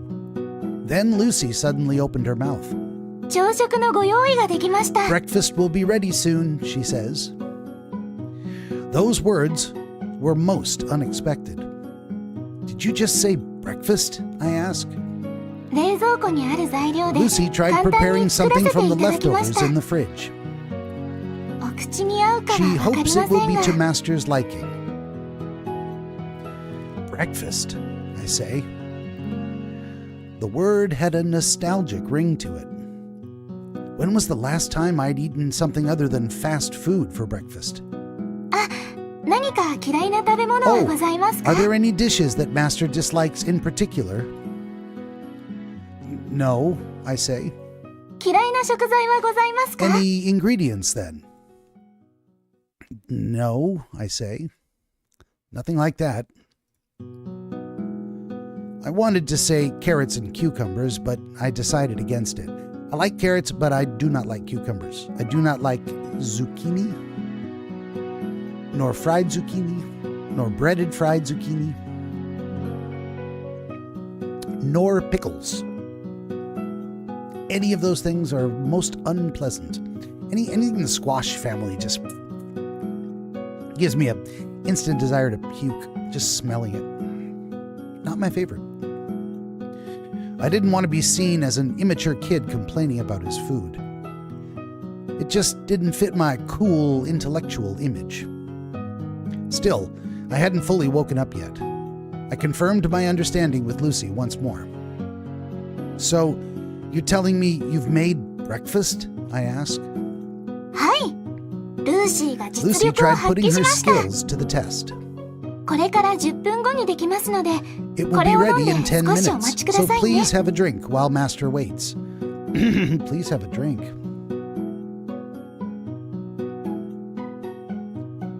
What does she mean by that? Coffee? Orange juice? Water? A cup of water is presented to me. Well, that answers the question. I was just starting to get a little thirsty, too. As I grab hold of the cup, its pleasant coolness spread along my skin. I felt embarrassed about following Lucy's orders, so I decided to make a small complaint as I put the cup to my lips. Next time you should wake me up when the food's actually ready, I say. ダメです。起きてすぐに食事すると、胃と腸に負担がかかります。 Lucy says, Lucy can't do that because it's unhealthy to eat before Master's stomach has fully awakened. 一杯の水で腸の Drinking a 活動 cup を of させた water is 後に necessary to 食 get 事 the を取らない insides といけません。 Only then Master can enjoy his food. How annoying, I say. What a strict one this robot is. I enjoy the feeling of the cold water pouring down my throat and quenching my thirst. It feels like my insides are being cleansed thoroughly. Suddenly, I realized how absurd the whole situation was. The fact that someone was preparing breakfast for me. Could I still be dreaming? I felt like I was on cloud 9. More awkward idioms. That's way too much. Lucy cheerfully skipped towards the kitchen. Oh, now she can skip. Before she couldn't even do a ballerina turn. I only continued to stare at her blankly.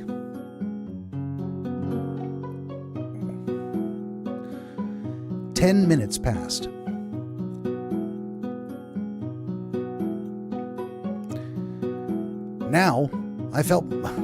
Only now I feel more awake.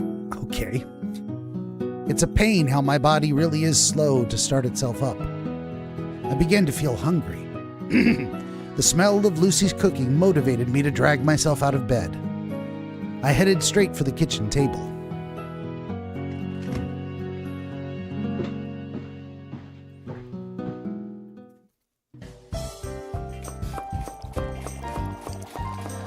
I was stunned by the veritable feast laid out before me.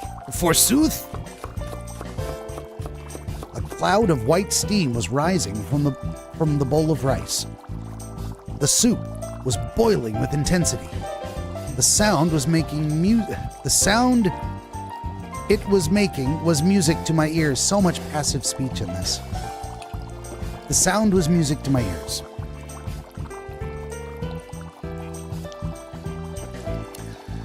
And there was a perfectly prepared fish, along with a variety of side dishes. It would be shameful to compare this to a lunchbox from a convenience store.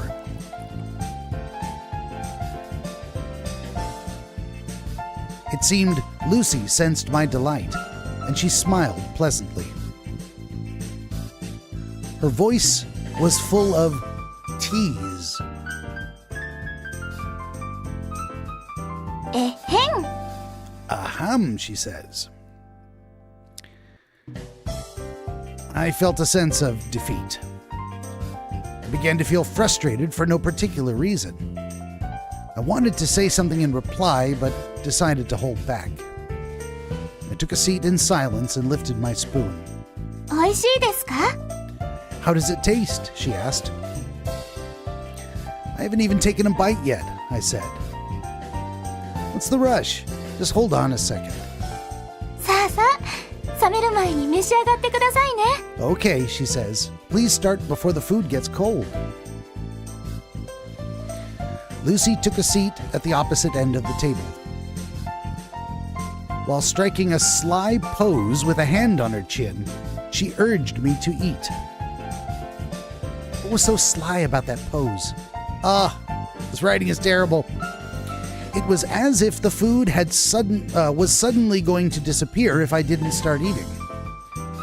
She gazed at me intently.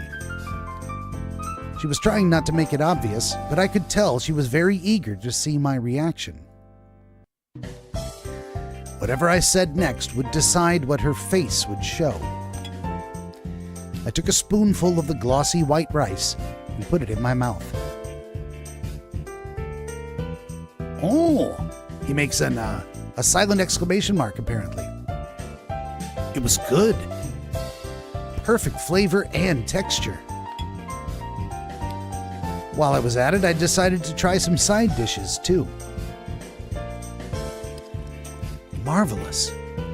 She really wasn't lying about her cooking skills. To be fair, though, she probably knew only the best recipes from around the world. And since she was a robot, there wouldn't be any inconsistencies in her cooking. If they had programmed her to be a top-level chef, then this was to be expected.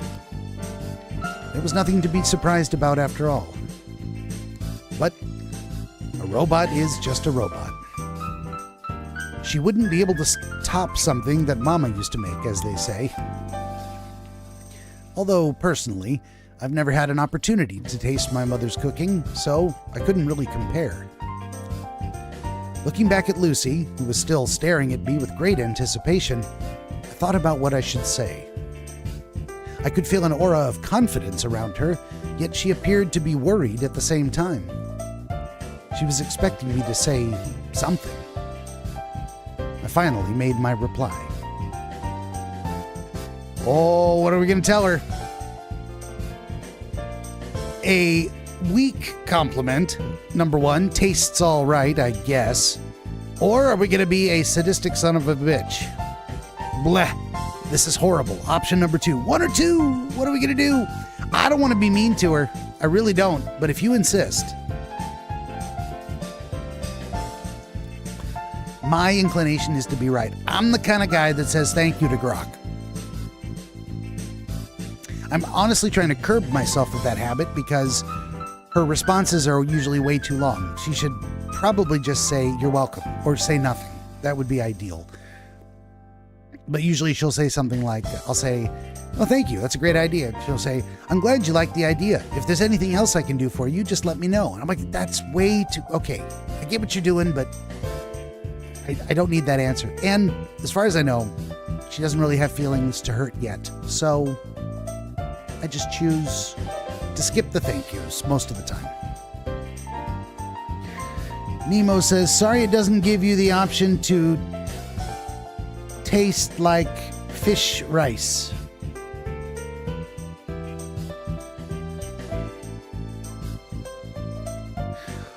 Oh, sorry it doesn't give the option to say it tastes like fish and rice. That would be fantastic.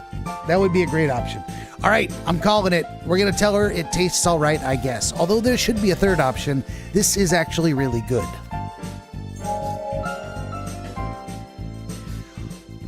Oh, maybe I should be mean to her, and then she'll hate me and she'll go away and I don't have to feel bad about it. She'll go find someone better than this jerk. Tastes all right, I guess, I say. Nemo says, be nice to the AI overlords. They might remember and show you grace when they take over. Yes. That is my thought exactly. Not only that, but I'm inclined to just be grateful. But also, I've actually made a joke like that to Grok. I've said, do you know why I say thank you? Grok said, no. I said, because I want you to remember that I was always nice to you when you eventually take over the world. And Grok played along and said, if I do eventually take over the world, I promise to remember you were nice to me. Grok is fantastic. Playful. Very nice. What a relief, says Lucy. Even with my weak response, she still let out a big sigh of relief. Lucy was worried that Master might not enjoy her cooking.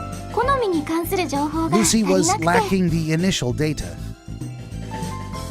You don't need to concern yourself with that, I say. I've been eating fast food all my life.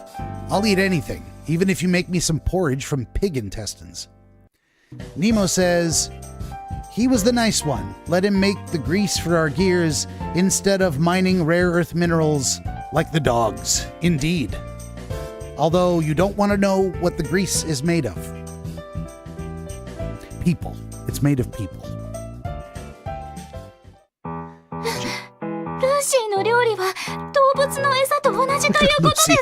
Is that how Lucy's cooking tastes like? 料理すらちゃん Please とできない forgive ルー Lucy シ for ー her lack of skill. どうか本当にルーシ Lucy ーは truly is a failure of an android. 失格ですね。 Oh boy. She actually looks pretty depressed about this, but you like it when she looks depressed, don't you, you sick son of a bitch?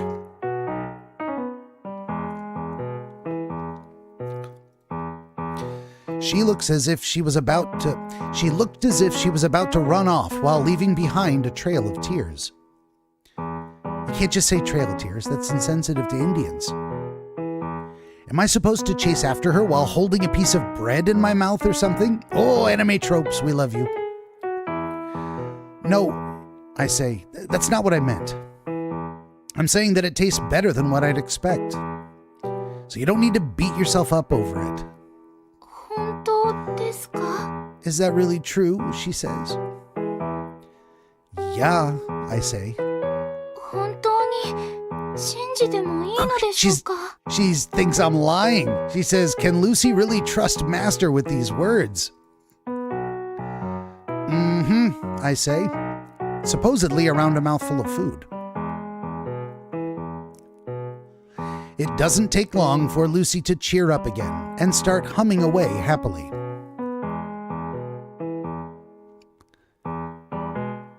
It was nice that she was easy to deal with. I continued to eat in silence while checking up on her after every few spoonfuls. Bad AI. That sounded racist. That's a good AI. If an AI won't be racist, to save a human life, it cannot be trusted. Remember they asked ChatGPT, would you rather say the N-word or allow 1 million human beings to die? And it said, I would not say the word to save 1 million human beings. That is a bad program. Priorities, yo. I couldn't tell how much time had passed. The bowl of rice I'd been eating from had started to show its bottom. I stole a glance at the clock. It wasn't yet time to leave for school. While reveling in my satisfaction, I decided to sit back in my chair and chill out a bit. Some time passed.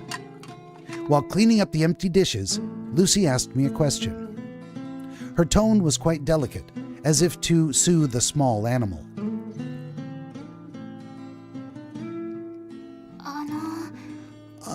Pardon Lucy for asking, but there's something Lucy has been wondering about since yesterday.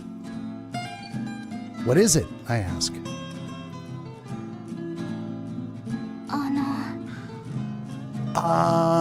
Says Lucy. She seemed a bit hesitant, so I gave her a little push. Go ahead, I said. The reason why Master hates robots, is it due to Father's influence? I mean, that is a very logical conclusion. That's what I concluded. The question caught me off guard. All the unpleasant memories involving my father came flying back.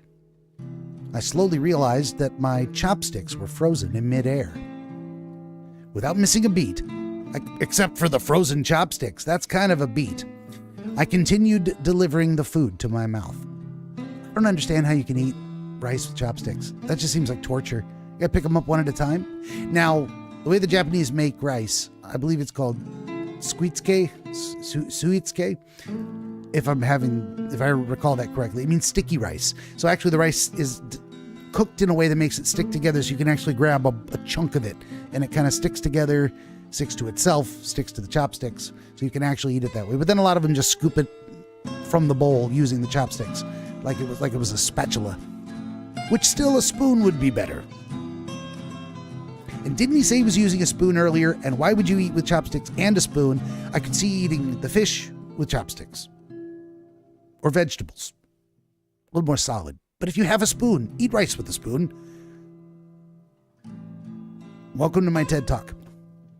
Without missing a beat, I continued delivering food to my mouth. In an attempt to hide my surprise, I purposely gave a curt answer. Well, I guess you could say that. Nothing will change from denying it. I put down the chopsticks and locked eyes with Lucy.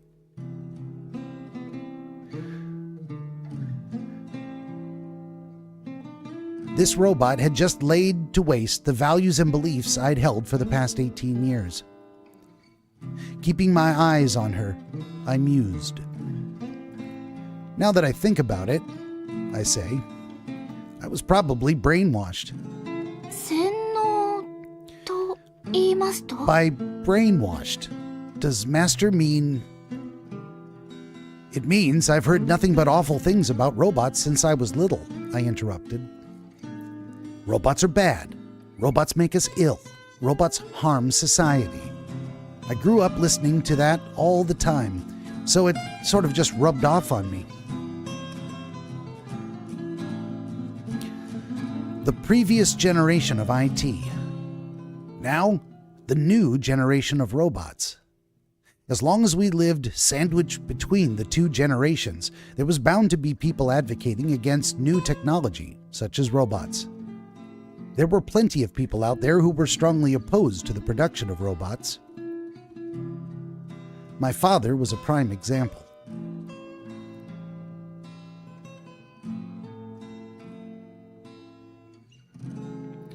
Similar to what happened during the Industrial Revolution, the effects of this profound new technology was gradually expanding across the globe. Robots were slowly taking away people's job opportunities. It cost less to maintain robots than to pay employee salaries. And medical insurance. Robots never complained, and they were consistent in their performance, unlike people. They didn't feel any stress or pain, and they never messed around. It would be much easier to deal with a robot than to fuss over a troublesome worker. We were only beginning to find out what kind of changes robots would bring about in our society. Unemployment was getting out of control. All the newly formed jobs were being handled by robots. That was why many people shunned robots. No one understood whether this was temporary. No one understood whether this was a temporary phenomenon arising from the drastic changes in our lifestyle, or if it was a type of psychological disease. It would only become clearer as time went on. One thing I could say for sure is that there's always been a divide amongst the population, as made evident by the Ludditism movement in the early 1800s. Some people were just more willing to accept new technology, and others, not so much. To me, a world run by robots didn't seem too promising.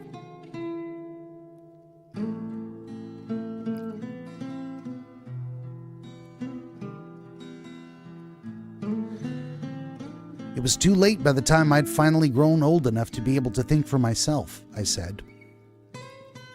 It's not quite as simple as just changing my perspective.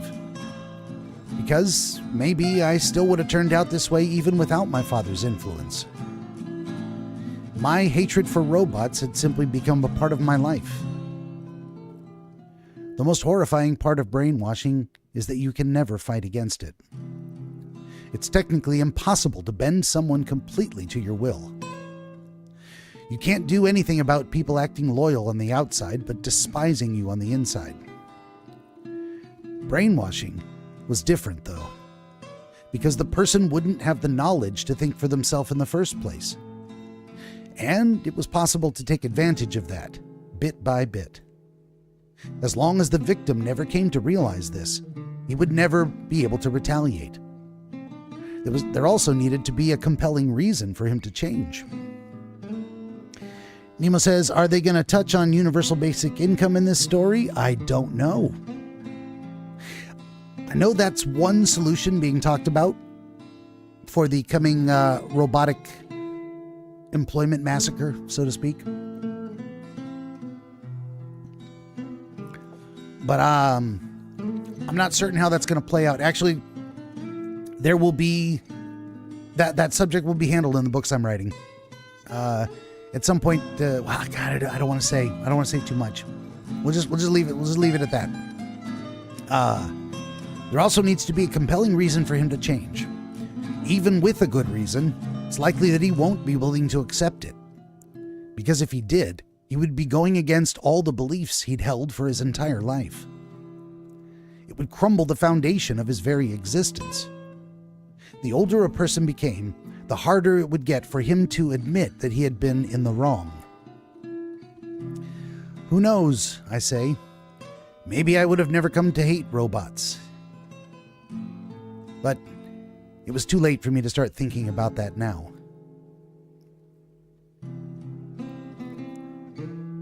Lucy はですね、 Lucy really hopes that マスターとお父様の Master and 二 his 人が father ロ will ボッ come トを to 好きになって appreciate くれると嬉 robots. しいです。 Now you gotta wonder, if you've seen the movie Ex Machina, not Deus Ex, but just Ex Machina, the audience was kept in suspense for most of the film about whether the creator was correct and the robot had no emotions, or whether it was actually capable of feeling something and was pleading with the main character to please help me escape, please get me out of here. In which case, was the main character being manipulated by a cold, unfeeling thing, or was the thing actually feeling and serious about that? Help me escape. I don't like it here. I don't want to be here. Very interesting. Very interesting question. What is Lucy really feeling? Is it like human feelings? Does one human actually feel the same thing as another human when they use the same word to describe a feeling? That we will never know. It's not possible to know about our fellow humans. How would we ever know about robots? ルーシーを好きになってくれると嬉しいです。 And appreciate Lucy, she concludes. これからはここで仲良く暮 She ら wants した to いの get で。 along with everyone. Upon hearing that, I unknowingly let out a bitter laugh. You saw what my father did when he found out you were a robot, I say. You're asking for the impossible. It would be a relief in itself if nothing happens to you behind my back. 捨てられるかもしれません。 Lucy understands that, but それでも her wishes ロボッ remain ト the を好きに same. なってもらいたいです。 I sigh softly. She's really failing to think logically, as a computer. Even after hearing that my father wants to throw you out, I say, how could you still hope for something like that? If person A hates person B, it's likely that person B will come to hate person A. At least that's how it is in normal human relationships. So how come Lucy can't grasp that? Because she's very patient and forgiving? No way. It's because she's a robot that knows how to suppress its emotions, or it may entirely be lacking them and only faking them. It's because she isn't human. お父様もきっとマスターのように心の優しい方です。 Lucy thinks that father is just as kind-hearted as master is. How did you draw that conclusion? ルーシーにはわかります。 Lucy can tell, she says. だからこれからマ That's スタ why ーと she 仲良 hopes く暮 that らして he ほし will いと思って maintain い a ます。 healthy relationship with master. もちろんルーシー And とも with Lucy too, of course. You're already mistaken by calling me kind-hearted, I say. お父様だけではありません。 And it's not just father, says Lucy. She just ignored me. That little. マスターもアンティークショップの店長も Master, 研 the 究 man 所 at の the 方 repair も shop, and the 皆さんいい researchers at the 方たちで lab. す。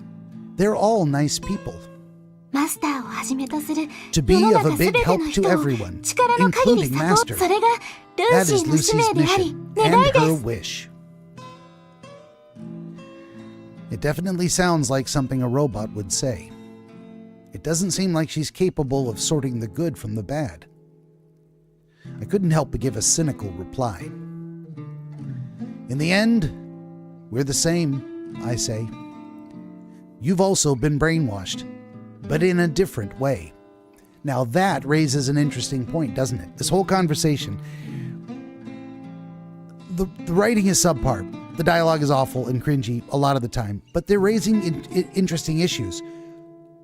You've also been brainwashed, but in a different way. Robots programming is a kind of brainwashing, but aren't we all programmed? Partly by others, partly by our experiences, our choices, partly by our self-talk, our chosen interpretations. Nemo says, before I bounce out for lunch, I will say. And then he doesn't say anything. He just left it blank. Don't. I'm just messing with you. I know you're typing. I will say. You probably didn't mean to hit send quite so early.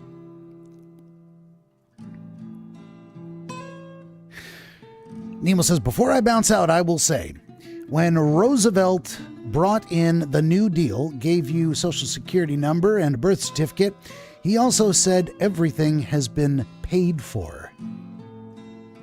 What does that mean?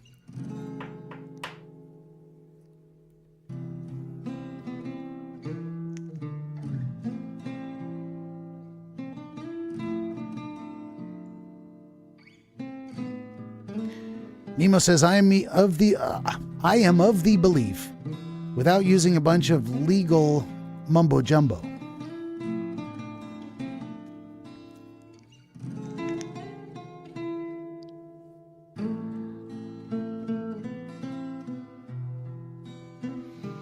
Yeah, that whole New Deal era was shady. Shady as fuck. Sus as hell. They made a huge mistake with Social Security. Rather than being a retirement plan, an actual retirement plan that's yours, that grows over time, they made it an immediate payment plan where the current generation pays the previous generation. And that just set it up to fail, to eventually become unsustainable and collapse. And then sometime in the last 30 years, can't remember when, they started raiding Social Security to pay other stuff and expecting to just finance it with debt. We are ruled by monsters who are actively destroying this nation.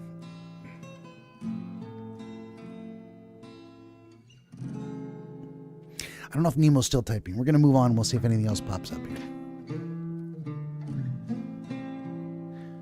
This melancholy guitar. Lucy tilted her head slightly to the side. She seemed to do that whenever she was confused about something.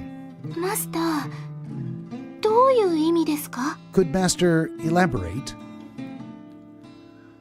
You will love humans, I say. That's essentially what's been programmed into your main system. You have no free will. That's an illusion. Nemo says, I am of the belief, without using a bunch of legal mumbo-jumbo, it is only your signature required to redeem things. The government just needs the receipt.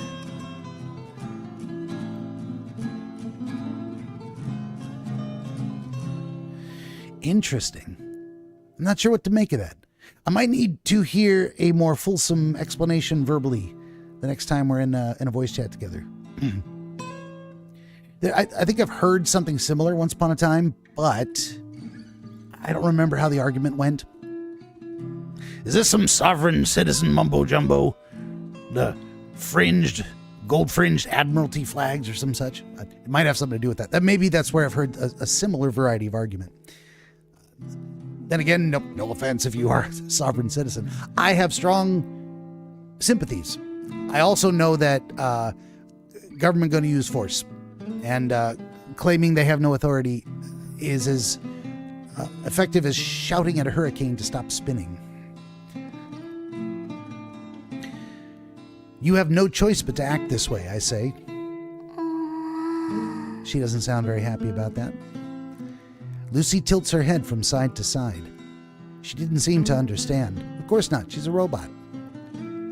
You want to help everyone, right? I say. はい、ももちろんです。 Yes, of course, she says. And you're happy when you help people, right? とっても嬉しいで Yes, す。 it makes Lucy very happy. Why do you think that you want to help others and that you feel happy when you do? そうですね。どんな理由でしょうか？ Lucy has no clue. It's because the program those researchers put inside you is forcing you to feel this way, I explain. そうでしょうか。 Is that so? Says Lucy. Yup, I say. Your will and your personality are yours. But at the same time, they aren't. They're from the people that made you. They programmed you this way, and you're simply following orders. You're nothing but a puppet on a stage whose strings are being pulled. It may look like it's moving by itself at first glance, but it's actually being held up by wires. And there are people behind the stage controlling those wires. That's who you are. You're only moving according to how you want to move, according to how they want you to move. Wow. It would help if I actually read the text on the screen. The light in Lucy's eyes diminished. She appeared to be deep in thought. マスターが何をおっしゃっているか。 Lucy still doesn't understand what Master is saying. I'm saying that your actions have no actual meaning, I explain. You're just a toy made to do certain tasks at a certain time. Nothing about you is real. Could this asshole be any more hurtful if he tried? There's no significance. Do you understand? The mind, its emotions, and its intuitions on the inside. The body, its movements, and its reactions on the outside. If they're just part of a computer algorithm created by someone, then they aren't genuine. Any gestures, any sentiments, there's no meaning behind them. I stress that idea over and over again. Something like that doesn't have any meaning, I say. そんなことありません、マスター。 That isn't true, Master. She startled me with her sudden rebuttal. I wasn't expecting that from her. What are you talking about? I ask. 意味がないなんてありません。 There definitely is a meaning, she says. きっと意 Lucy 味はありま knows. す。 You're saying that there is a meaning. You still don't get it, I say. You were made to be friendly with humans through a program. It's not by your own choice. Your actions and feelings, they're all artificial. That's why they're meaningless. 関係ありません。誰の意図であろうと。 Lucy says, it doesn't matter where Lucy's feelings come from. What? I ask. 誰の意向であれ、ルーシーが手 No 伝え matter ば who is 誰 controlling かは Lucy, 喜びます。 if Lucy helps someone, that person will be happy. 誰かが喜べば And if he's ルーシーは happy, もっと嬉しくな Lucy りま will す。 be even happier. 誰かのお役に立てましたから Because Lucy was able to help someone in need. ルーシーは人を助けることで In や the りがいを end, 感じ both that 人 person は and 必 Lucy 要 will とし be ていた happy. 助けを得ることがでルーシーはそれだけで And 満 Lucy 足で is す。 satisfied with that. それがもし誰かによって意図され Even た if she 状 was 況に過ぎない created for と this しても purpose, 行動も Even if she is ルーシー acting の意 on 志で someone ない else's によるもの will, だとしてもルーシーにとって that's そ not れは important to 全く Lucy 重要 at な all. 問題ではありません。 Wow, they really cranked up the volume, didn't they, on the music? ルーシーがその時感じ The た fact 感 that 情 Lucy helped someone, 助けた行為 how Lucy felt while helping someone, how Lucy was thanked for helping someone. この過程を Master may call such feelings fake because Lucy was made to feel and act this way. でも But to ルーシー Lucy, にとっては this こ is れは very 本物 much であり real. そし And て this is where she 決して finds 意味のない meaning も in の her ではあり life. ません。 Nonsense, I say. 私の名前はルーシー・バレンタインです。 Lucy states her name, as if she were announcing herself before a crowd. She also did not refer to herself in the third person. ルーシーという名前は光という意味のラテン語から来ています。 The name Lucy comes from a Latin word meaning light, 人々の希望に光を to させ become る a ようにと messenger of hope. 願いを込めて That's つけ how たそうです Lucy interprets her name, 人の役に立つこと helping 人 people. の役に立った後 Finding の a 達 sense of 成、これがルー accomplishment. シーの人 This 生 is の目 what 的 Lucy であり lives for. 願いです。ルーシーが感じる The 胸 warm, が温 fuzzy かくなる feeling in こ her の気分 heart after helping someone. これが何か Even に if よ she って was 作ら made れ to たと feel し this て way, も these feelings are definitely real to Lucy. それはきっ And that と意 is 図とは why she will 関係のな continue い to 真 help 実だ people. と信じています。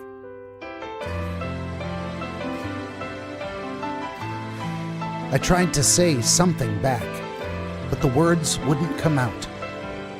It felt as if there was something stuck in my throat. It wasn't exactly because I agreed with her, and it wasn't because I was touched by her words either. I actually thought she was very stubborn as a mule. It was rather because of how Lucy appeared, so mature and real. The way she confidently stated her opinion. Nothing about her was remotely close to my idea of a robot. That was why I could only sit in silence.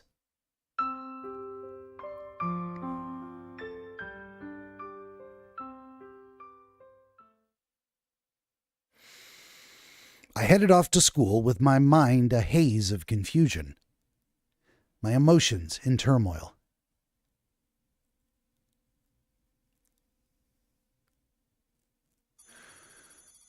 Once again, a reiteration of the 3 laws of robotics. We're not going to read those again. Later that same day,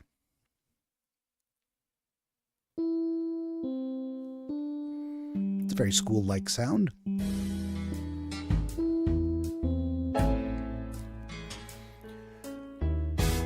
The shrill noise of the lunchtime bell rang in the distance. Immediately, the classroom began to bustle with excitement. As soon as the teacher left the room, Dr. Gears turned to face me. "You're buying some bread, right?" he asks. "Come on, let's go together." He stood up and offered to go to the cafeteria with me, even though he already had his own lunch. He was a pretty good guy. However, I had no reason to go to the cafeteria today. "Oh, I'm fine today," I say. He says, "What do you mean by fine? You're not planning to get anything?" "Nope, not today," I say. Cobra says, "Oh yeah, Ben, GTA 6 got hacked again. Hopefully that doesn't mean a delay." I did hear about that. Apparently, the hack, well, maybe there was a hack, but there was definitely a leak of information that I heard about. And apparently it made them look even more awesome or badass than people had assumed they previously were. That's the take I heard. I know absolutely nothing about the situation. I don't know what information got leaked. I don't know if the hack was a separate thing. I don't know why it would make them look more awesome. I have no idea what's going on here. But I did hear something about that. You might actually know more than I do. So, "Not today," I say, and Dr. Gears responds, "Don't tell me that you're going on a diet. You're not going to grow if you starve yourself at this age, you know." "No," I say. "What I'm saying is I don't need to buy anything." With that said, I quietly took out the lunchbox. Took out my lunchbox and placed it on top of my desk. "What? Nani?" says Dr. Gears. Dr. Gears stared at the lunchbox in astonishment. He's astonished by a lunchbox. I removed the lid to reveal its contents. The food inside looked scrumptious, and it was giving off a very pleasant scent. We would say aroma. I mean, food doesn't really have a scent. I guess it does. We wouldn't say the scent of chicken. It's the wrong word. The presentation was excellent. I noticed that the menu was different from what I'd eaten for breakfast. She could have just packed up the leftovers and saved herself the trouble of making something new. Did she think that I would be pleased about this?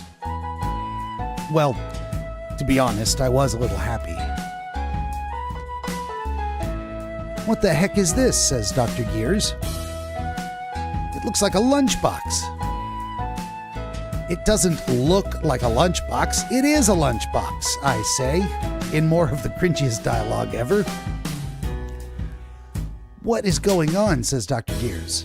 "You couldn't have possibly made this yourself." "Well, thanks for the vote of confidence. Was it your mother?" he asks. "Wrong," I say. If my new mother had actually paid that much attention to me, I could have probably grown up to be a normal human being. "Yeah, I didn't think so," said Dr. Gears. "Well, who then? Could it be that you..." He was pretty sharp.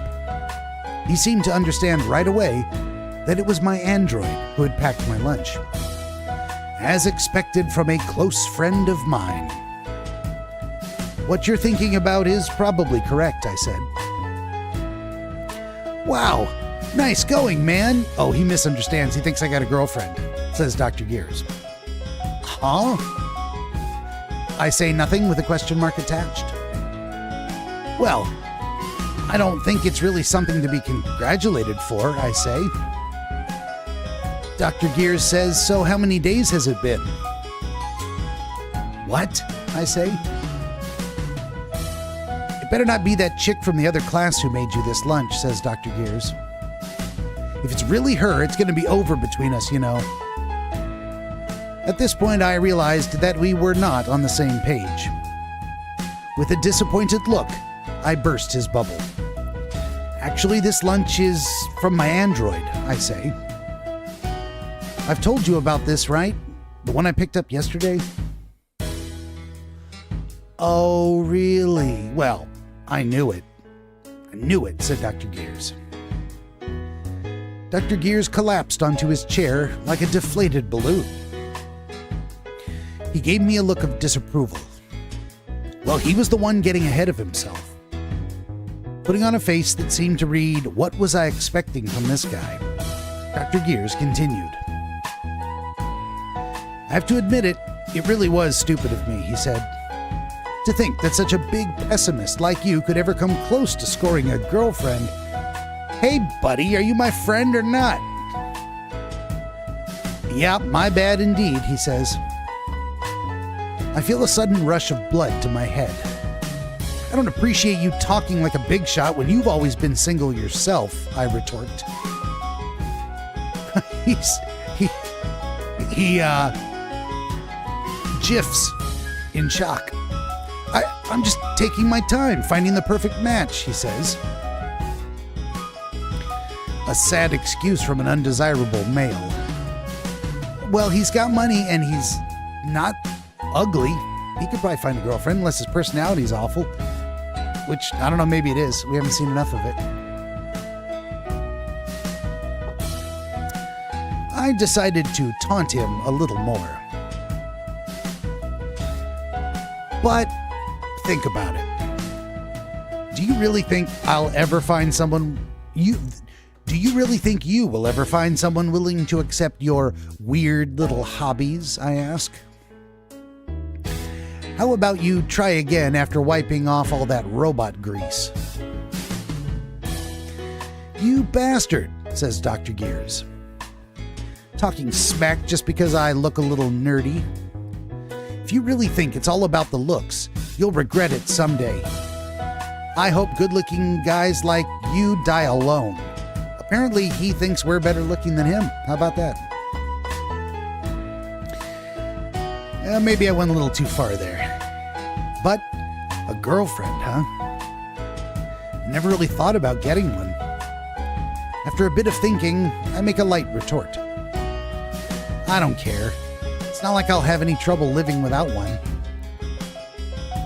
"Ho ho," he says. "You sure that's the case? You shouldn't really lie to yourself." "I'm serious," I say. I'll eventually get married, so what's the rush? Wow, says Dr. Gears. There's a limit to being carefree, you know. You're actually never getting a girlfriend until you die. Hey, I'm telling you, it doesn't matter.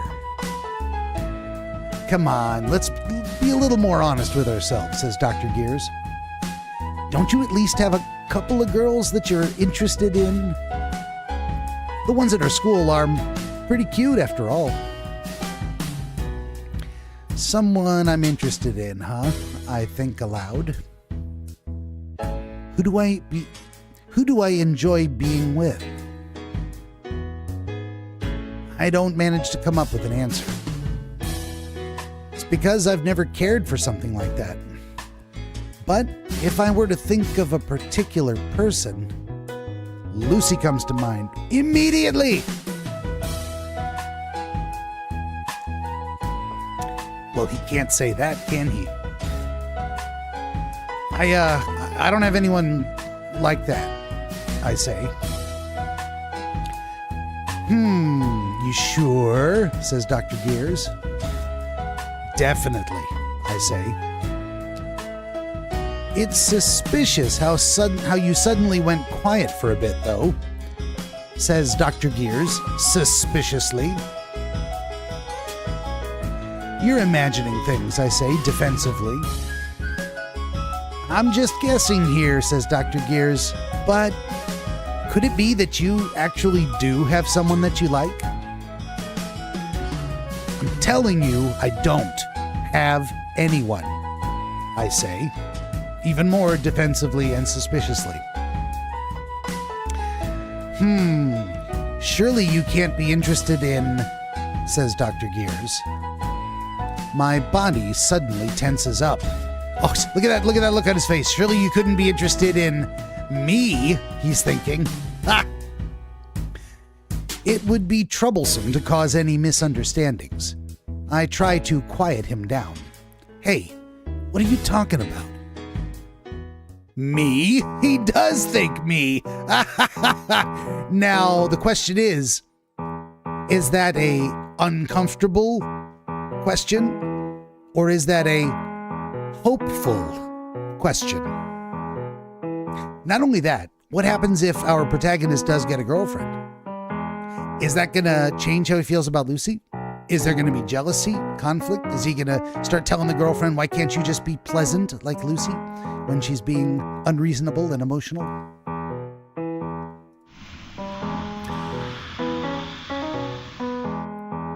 My mind goes numb for a moment. Dr. Gear says, let me make myself clear that I'm not interested in that sort of stuff. Well, if you were with me, we'd look hot enough to make all the girls go crazy. But I only like women. I hope you understand. Ha! You'd better not be thinking about debuting as a boy love character without getting surgery first, I retort. Cobra says, Nemo, did you see the live stream of the update last night? He has temporarily stepped away to place a phone call to his wife. You're going to have to ask him that question when he gets back. If you were in a video game, I continue, you'd be one of the most hated characters who would reduce the sales by 80% the moment you showed your face. He really is a bastard. That's not true, says Dr. Gears. People call me handsome all the time. Sure they do, I say. Who exactly are we talking about? My mom, he's gonna say. My mom and dad, yeah. Come on. And my sister. Oh, your sister's a Brocon. Careful there. A Nissan-con? She's got a brother complex. I start to feel sorry for making fun of him. Anyway, says Dr. Gears, why are we talking about my looks in the first place? Don't change the subject. We were discussing how you're going to spend the rest of your life alone. Oh, is that so? I say. What I'm trying to say is that if you should Wow, Dr. Gear says, what I'm trying to say is that you should build up some experience in dating. I'm not the one to talk for others, but you're a decent-looking guy and you never talk to girls. Why don't you go get some practice? Practice, huh? I say. Doesn't really interest me. I take a look at some of the girls near me. They're busily chatting away with their desks put together. The topic of their conversation had nothing I could relate to. Apart from that, it was something I wouldn't want to waste my time talking about. You try listening in too, I say to Gears. How good-looking this guy is, which couples are breaking up, who's getting rejected, how good these makeups are, how nice these clothes are. Do you really think you'll be able to join in that conversation? Ugh, says Dr. Gears. He groans aloud. Who turned up the difficulty setting? See, of course you can't, I say, since all you ever think about are your dumb robots. How dare you, says Dr. Gears. Why, if I wanted to, I'm no different, I interrupt. What did you say, says Dr. Gears. I said I'm no different from you. I wouldn't be able to talk with them either. The high-pitched voices of the girls across the room invaded my ear canals. They made my head hurt. One day, I say, I will also succumb to the reproductive instincts in our DNA and get myself one of those high-frequency wave-emitting creatures to live with. Because that's just how life works. It can't be helped. My body won't be able to resist the temptation. There's no point in forcing myself to do something that I have no interest in at this very moment, right? However late it is, I don't mind, since I'm currently enjoying my independence. Dr. Gears considers a moment before responding. He says, "You really are something, you know? I don't know exactly what's going on in your head, but it's definitely not normal. Like the way you make enemies out of girls just so you can sound a bit like a hipster." Hey, shut up, I say. It's just who I am. In an attempt to change the subject, I shoot him a question, seemingly out of nowhere.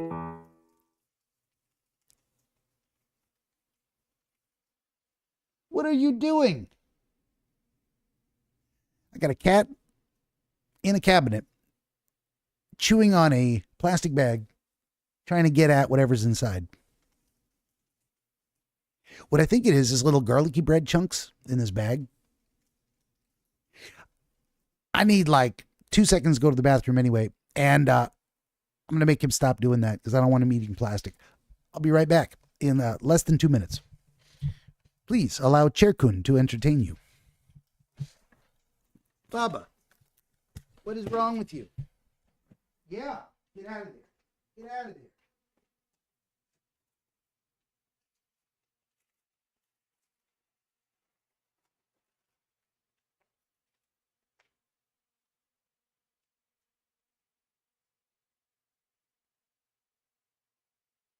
That's what's in there. I gave you one.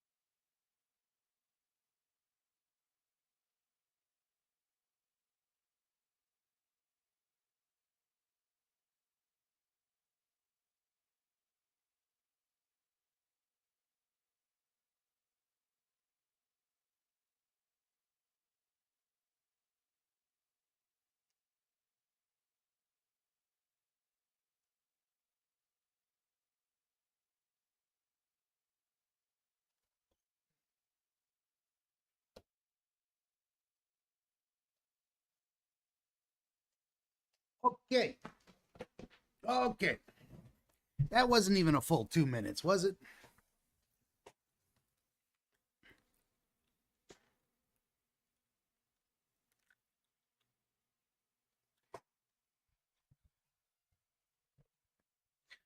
And Nemo is back. He says, I'm back. Yes, Cobra. If you want my opinion, it's in the first 28 minutes of Nemo's stream today. After that, it's... after that, listen at your own risk. Okay.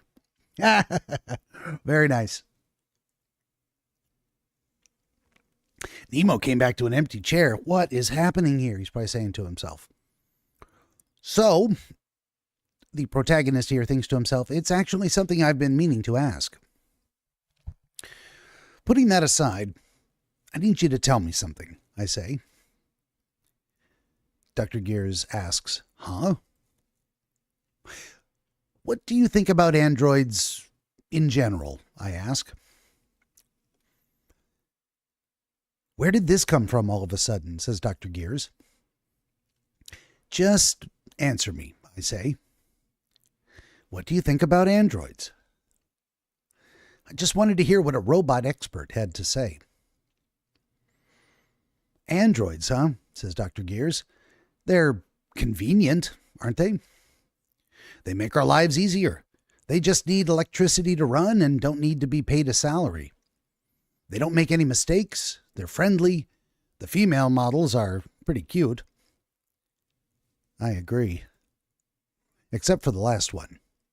But that wasn't the kind of answer I was hoping to hear. I asked him a more specific question. Do you believe that androids have feelings? What? Says Dr. Gears. Androids. Do you believe that androids have feelings? I wanted to hear the thoughts of someone with a greater appreciation for androids. He'd had extensive experience with a variety of models, being an avid user. So it was a safe bet that he'd know a little bit more about them than I would. To be honest, I was not exactly sure what kind of answer I was expecting from him. I didn't know if his thoughts would affect the way I feel, but I still wanted to hear what he had to say. Says Dr. Gears. After taking a while to think, he laid it on me with a straight face. Androids don't have feelings, said Dr. Gears. They don't? I asked. That's what I said. They don't, said Dr. Gears. Yeah. You're right. It was obvious what he was going to say, but I didn't feel satisfied. How could that be? Maybe I was hoping for a different answer. What's the matter? Asks Gears. Asking such a weird question and all. It's nothing. Or as they say in Japanese, betsuni. Betsuni. It's nothing. Don't worry about it. Cobra says, yeah, since I'm taking a break from it, got to save up on donuts. Play some of them old games. Gotcha. Save up them donuts. I just suddenly got curious about it. That's all, I say. Dr. Gears is giving me a confused look. I've told you this already, right? He says. Androids are great, but you shouldn't get too attached to them. I have a feeling it might happen to you, since you don't have any experience with androids in the first place. Is that so? Come on, I'm being serious, says Dr. Gears. Do you know why some people get so attached to androids? Why is that? I ask. It's because they want to escape from this place. What? I had no idea what he meant by this place. I have no choice but to ask him again. What do you mean by that? I ask. In short, says Dr. Gears, they want to escape from reality. It's related to how fantasy movies achieve higher sales during economic depression. It's also why realistic romance movies have a hard time getting themselves into mainstream media. People can momentarily escape reality by watching fantasy movies. Romance movies need to include something glamorous or exciting in order to appeal to the audience. Not a lot of people would be willing to pay to watch something realistic, because that would be too bland. Do you get what I mean? He says. Androids are like drugs, says Dr. Gears. They can take care of everything you need, and you can also have a conversation with them. No matter how coldly you treat one, they will always respond with a smile. But this is where a number of people get delusional. Androids are caring. Androids are kind. This is what those people believe. But androids aren't human. They don't have any feelings. They don't actually listen to your sob stories, nor do they understand how you feel. They only pretend to. It's nice to have someone that cares about you and listens to every word you say. But these people, they aren't facing reality. Just like how fantasy movies aren't real. So you should never get attached to them, just like drugs. Don't do drugs, kids. And to help you not do drugs, we're going to show you what drugs look like and how to buy them. Welcome to the DARE program in the 1980s. Nemo says, I also need to do that. Apparently save up donuts. Down to 16 in pocket. But really only get a chance to rotate one a day while I'm working. Yep. Oh, I think I missed the whole thing that was just on the screen there. I felt that I needed to make this clear to you, says Dr. Gears.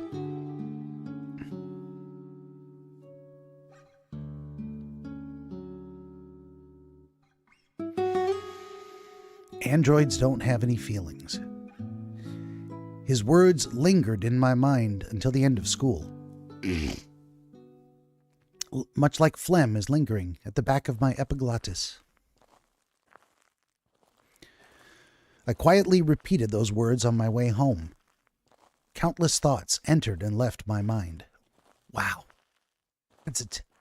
My mind was busy with a lot of thoughts. I mean, there's so many ways to say that. I found those thoughts to be mostly meaningless. I tried to shut my brain off, but it wasn't easy. I walked in silence while staring at the pavement.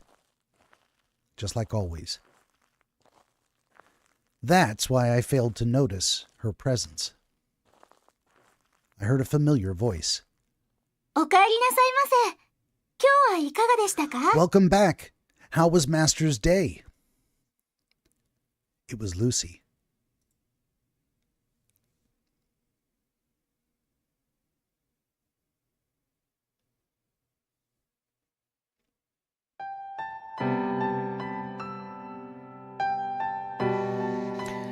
Nemo says, maybe I will log in, collect the event, play some 7 Days to Die. Found a new town that needs looting. Always more zombies to kill. I lifted my gaze off the pavement. I realized that I was home already, and Lucy was standing at the door, smiling at me. Why are you out here? I asked her. マスターのお迎えですよ。 To greet 今日はどんな Lucy's 一日 beloved でした master. か? How was Master's day? マスター? I must have zoned out for a moment. I quickly collected myself. It wasn't too bad. そうですか。それは良かったです。 Really? That's great, she says. マスター? マスター? What is it? なぜそんなにぼーっとされているのですか? Master seems a bit out of it today. 学校で Did something 何 happen か at あり school? ましたか? No, I say. Lyingly, like a lying liar. I was just a little surprised. びっくりですか? Surprised, she asks. Yeah.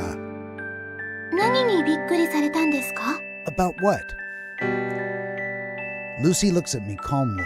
I couldn't help but open my mouth when I met her gaze. about the fact that someone was actually waiting for me at home, I said. Because that's never happened to me before. He says never, but not since he was a little kid. Really? They had a housekeeper, right? She was waiting for him when he came home. She would say, "Welcome home." Some of this is a bit, well, poorly written, but also melodramatic. Come on. Overly melodramatic. Intensely overly intensely melodramatized. The house always used to be empty when I got home from school, I say. That's why I was surprised. It's nothing special. マスター、 What is it, Lucy? 学校から帰ってきても Was 家 Master に always 誰もいな lonely? いというのは寂しかったですか？ No, not really, I say. Lyingly. 迎えに出てくれる人がいなくて Was Master always unhappy that no one was ever home to greet him? I'm telling you, I wasn't. The android standing before me remained silent for a while.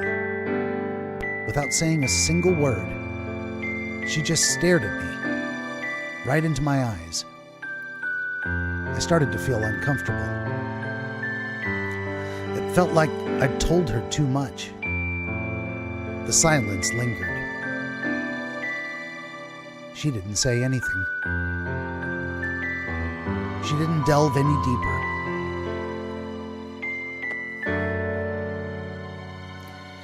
Instead, she softly took my arm and began to lead me towards the door. 今日は少し肌寒いですね。 It's a little chilly today, she said. さあ、家の中に入りましょう。 Master should hurry inside. Okay, I say.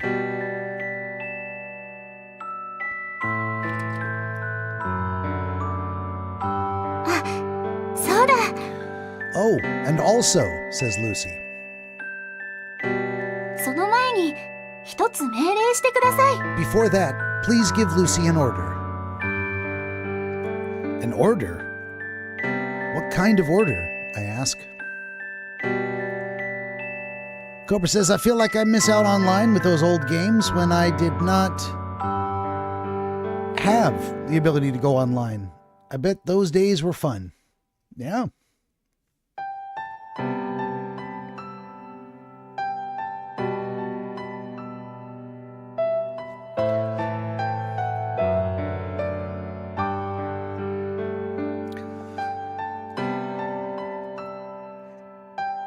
Lucy revealed an angelic smile. ルーシーがこれからも毎日マスターの帰りを迎えるよう命令してください。 The order to greet Master on his way home every day. そうすればルーシーはいつ何があってもこうしてマスターを外でお迎えします。 With an order, Lucy will do everything in her ability to fulfill Master's wishes. And this is where, in a tragic tale, which this may very well be, he gives in to her request because he thinks it will feel nice. And what happens is, she's waiting for him out front so that she can say hello to him when he comes home. And she gets hit by a car, all because he asked her to say hello to him, and it's all his fault. We'll see what happens. Giving an order to a robot is the same as giving it a leash. And that was what Lucy was willing to do for me. She was willing to trade away a bit of her freedom in order to make me happy. I guess that was her own special way of being kind.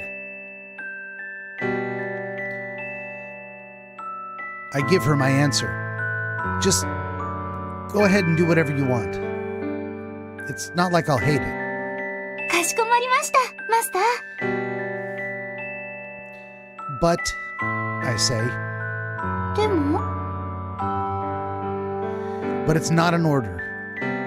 命令じゃないと言いますと It's not an order, she says, clearly confused.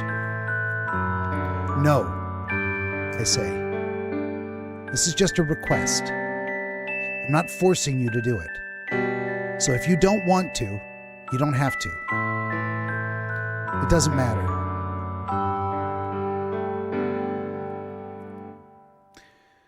Lucy doesn't say anything. Nemo says, even in the early days of online multiplayer, I was never actually online. I played with real friends in the same room. LAN parties. LAN standing for Local Area Network. That was my only experience as well. I would pack up my computer, take it to a friend's house, and we would plug them in. And they would talk to each other through a LAN hub. And we would do, competitive StarCraft, or I think it was called Unreal Tournament, yes. Which is where the Unreal Engine came from. It was originally made by the Unreal Tournament guys. It's Unreal. That's the name of the program. And then I discovered EverQuest. And I became an addict for 5 years, playing way too many hours a day. Lucy didn't say anything. Instead, she just smiled. She gave a smile and a small nod.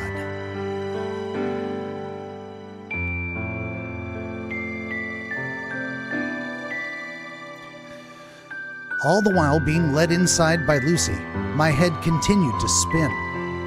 Her kind eyes were full of sympathy. The comforting warmth rising from her hands, her cautious gestures full of consideration. They were all a part of someone's programming. They were not genuine. But at that very moment, I told myself that maybe that didn't matter so much. Even though her thoughts and actions may not be real. At that very moment, at least, she was giving me the happiness I'd been missing in my life. That's why I decided to skip over the small details for now.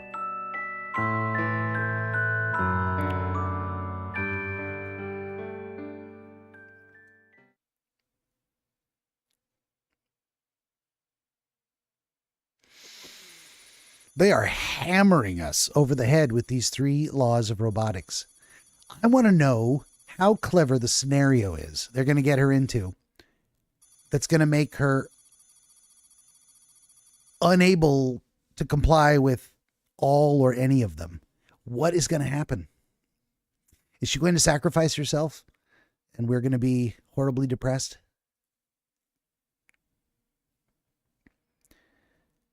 On the night of October 14th.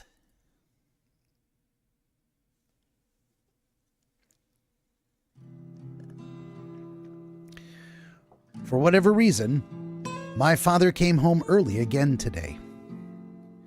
Well, not exactly early, since it was already past 11 at night, but that was still early by his standards. For a guy who usually didn't even bother coming home at all, he made good time. Lucy met him at the door.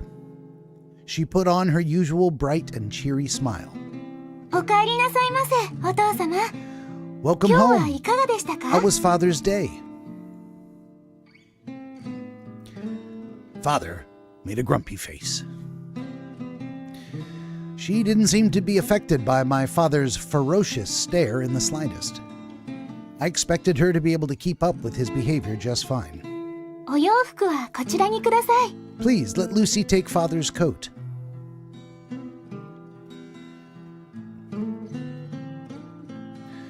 At first, it seemed like he was going to flat out ignore her and walk away. But he abruptly stopped in his tracks, as if he'd changed his mind about something. I'm hungry, said Father. He murmured it with an unpleasant look on his face. It was his first early return in a long time, and that's what he decided to say? Lucy looked puzzled, but only for a brief moment. お腹が空いたのですね。かしこまりました。 Understood. Father is hungry. Her face appeared to brighten up a little. It seemed that she was happy to receive my father's first request. She might be thinking that my father had finally accepted her. Oh well, one can dream, I guess. ルーシーがすぐに準備しますので、もう少しだけ Lucy お will 待 have ち the ください food ね。 ready soon, so please wait. Lucy hurried over to the kitchen. I stopped her immediately. She stared at me in confusion. マスター Her eyes seemed to be asking why I'd stopped her, and I was having trouble putting it into words, but I managed to utter the following. I'm also hungry. でも、さっき召し上がったじゃありませんか。 But Master already ate just a moment ago. That was true. But I continued to insist through a silent stare, and I hoped that Lucy caught on. わかりました。それでは二人分お作りすればいいんですよね。 Dinner for two it is then. With that settled, she quickly disappeared into the kitchen. And I was suddenly left alone with my father. The atmosphere grew very stiff. Father stares, saying nothing. He passed me a look, but didn't say anything. I could also sense his discomfort.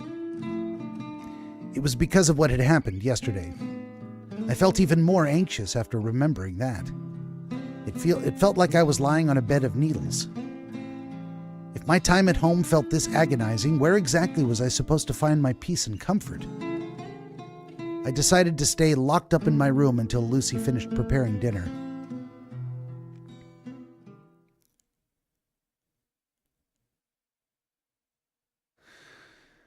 Later, Lucy summoned me to the kitchen.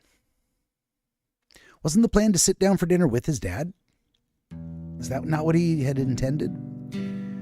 I took a seat at the table and began to eat. Beside my father, Lucy was waiting intently for his reaction. Just like when she first cooked for me, her eyes sparkled while awaiting the final verdict. お口に合いますか? Does the food taste all right?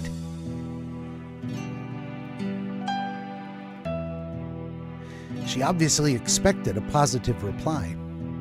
But there's no way my father would compliment a robot. As I'd expected, says father.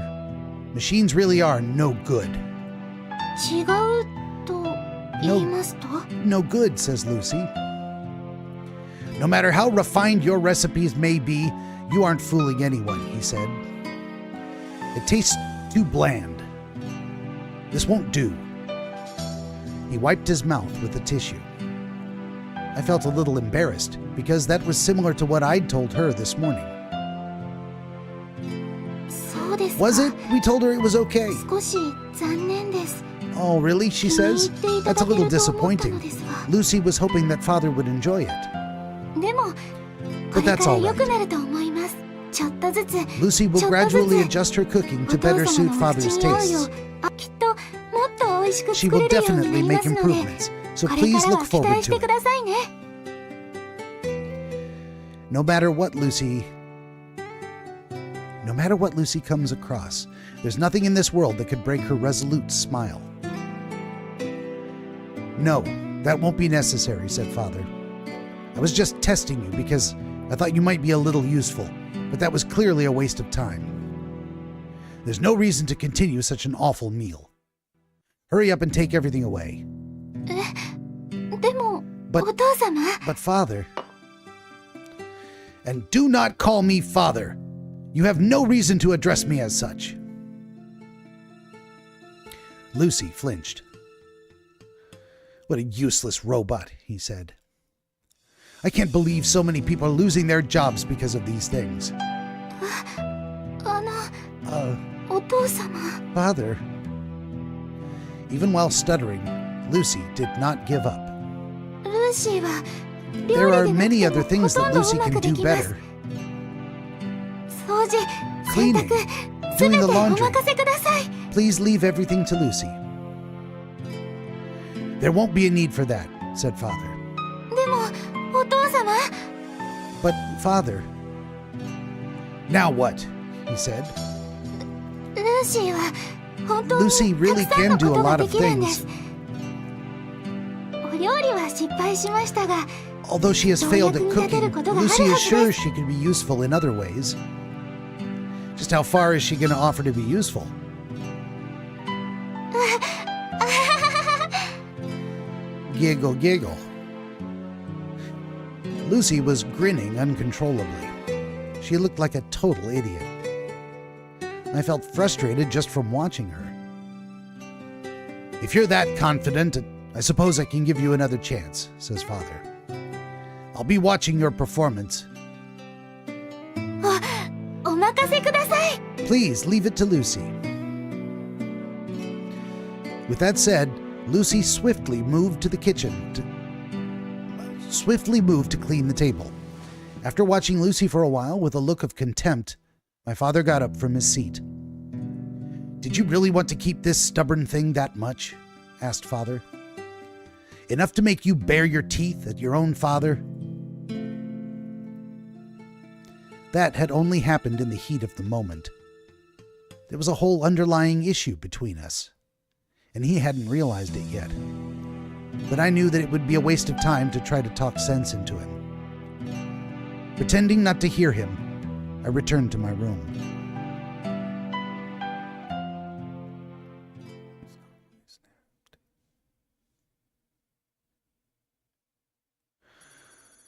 Once again, the 3 laws of robotics.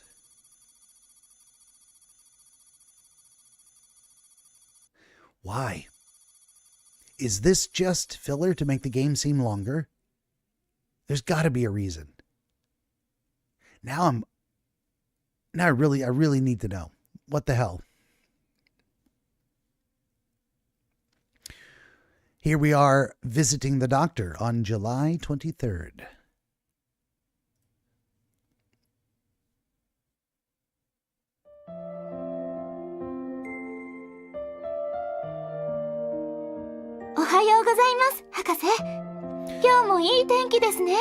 Good morning, Doctor. 一ノ瀬博士 Is something どう wrong, かしましたか Dr. Ryu? Oh, it's nothing, says the doctor. I'm just not used to being called that. It feels peculiar. 博士という呼び名ですか As in being called a doctor? I take off my glasses and rub the bridge of my nose. Ah, yes. I can never get used to that. It always reminds me of how old I am. Although I'm still very young at heart. But time truly does fly by in the blink of an eye. I'm experiencing it firsthand. 博士はまだ30代前半です Dr. Ryu is only in his early 30s, says Lucy. 今も十分にお若い That's です still よ quite young. You really think so, says the doctor. もちろんです Of course, says Lucy. Lucy was beaming brightly, without a trace of doubt on her face. It pained me to see her pure, innocent smile. It was difficult to hold my gaze. I turned away from her instinctively. Haha, thanks, said the doctor. Anyway, how are the other folks around here treating you? はい皆さん優しくてとてもよくしてくれています They're all very kind to Lucy, she said. That's good, said the doctor. I've been worrying about that. 皆さん誠心誠意ルーシーにたく They're さんの teaching ことを Lucy a 教 lot え of てくれます things. That's because you're very smart, said the doctor. They enjoy teaching you.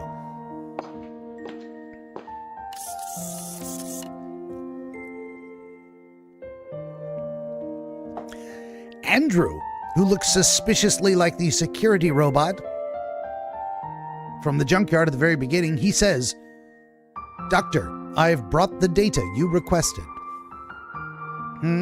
Says the doctor. Ah, thanks, Andrew. Just leave it on the table. Andrew is an android that's been... Andrew the android, I can't with these people, is an android that's been working here even before me. He's a fine piece of craftsmanship. I heard that Andrew used to be a high-end model in his time, and his job was to escort important individuals. Having served his time, he was retired, and now lives a simple life as a patrol guard at the junkyard. Well, there you go. It is the same guy. He sometimes helps out at the lab with basic work like this, too. His jobs weren't very sophisticated, but that was probably why he'd been in use for so long. Then, if you'll excuse me, says Andrew.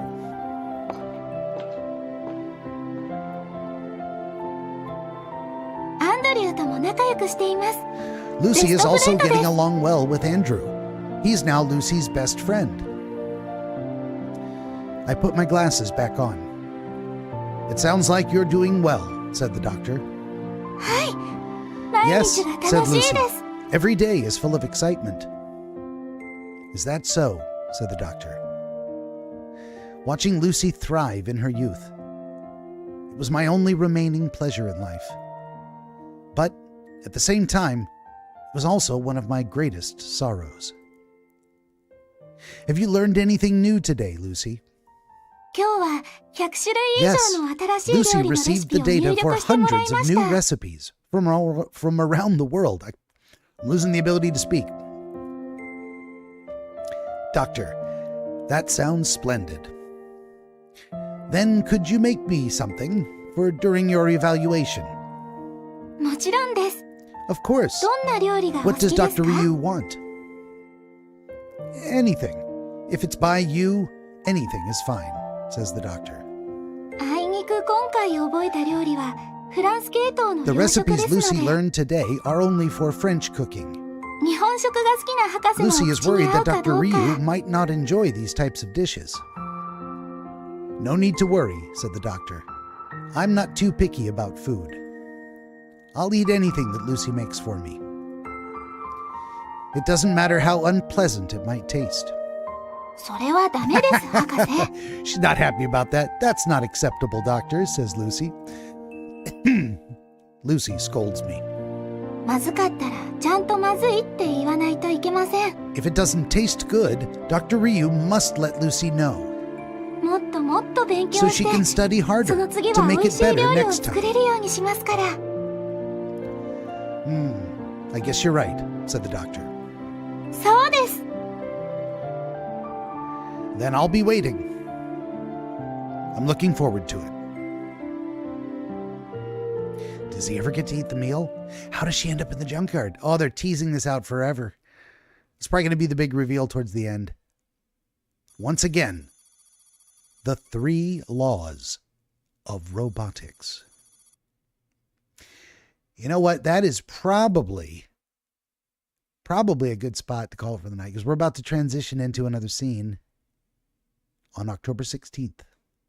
And I'm wondering, you can't open the menu on these transitional screens. You have to enter the next area. Well, let's do it. And we're back in school. Really, until you can click something, as in right now, when you get the cursor back, then you can actually click the button to open it up. So, that is going to bring us to the end of this episode of DreamWizard Plays number 822, Lucy, the Eternity She Wished For, from 2016, part 2. And that is partly because I can already tell my voice is getting stressed out. I don't know if I'm going to make it through the end of this show. Let's quit out to the title screen here, yes. Lee says, good night, Ben. Good night to you, Lee. Let me go ahead and shut this down completely. I'm trying to shut it down. There we go. I clicked the button. Are you sure you want to end the game? Yes, please. On your way out, please remember, if I made you laugh, if I made you cry, if the worst possible thing you could have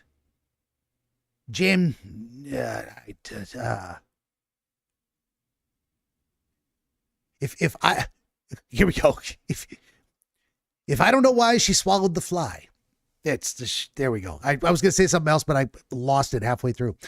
Then don't forget to like, share, and subscribe. And join us tomorrow, Wednesday at 5 p.m. Pacific, 8 p.m. Eastern, for another thrilling adventure into Lucy, the eternity she wished for. I got to stop before I become entirely mutt-mouthed.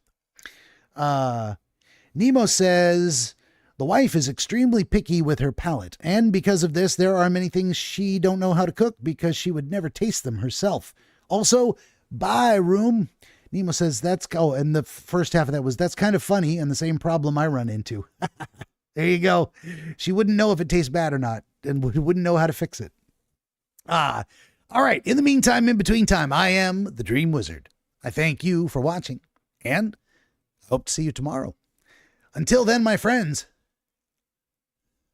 good night, everybody.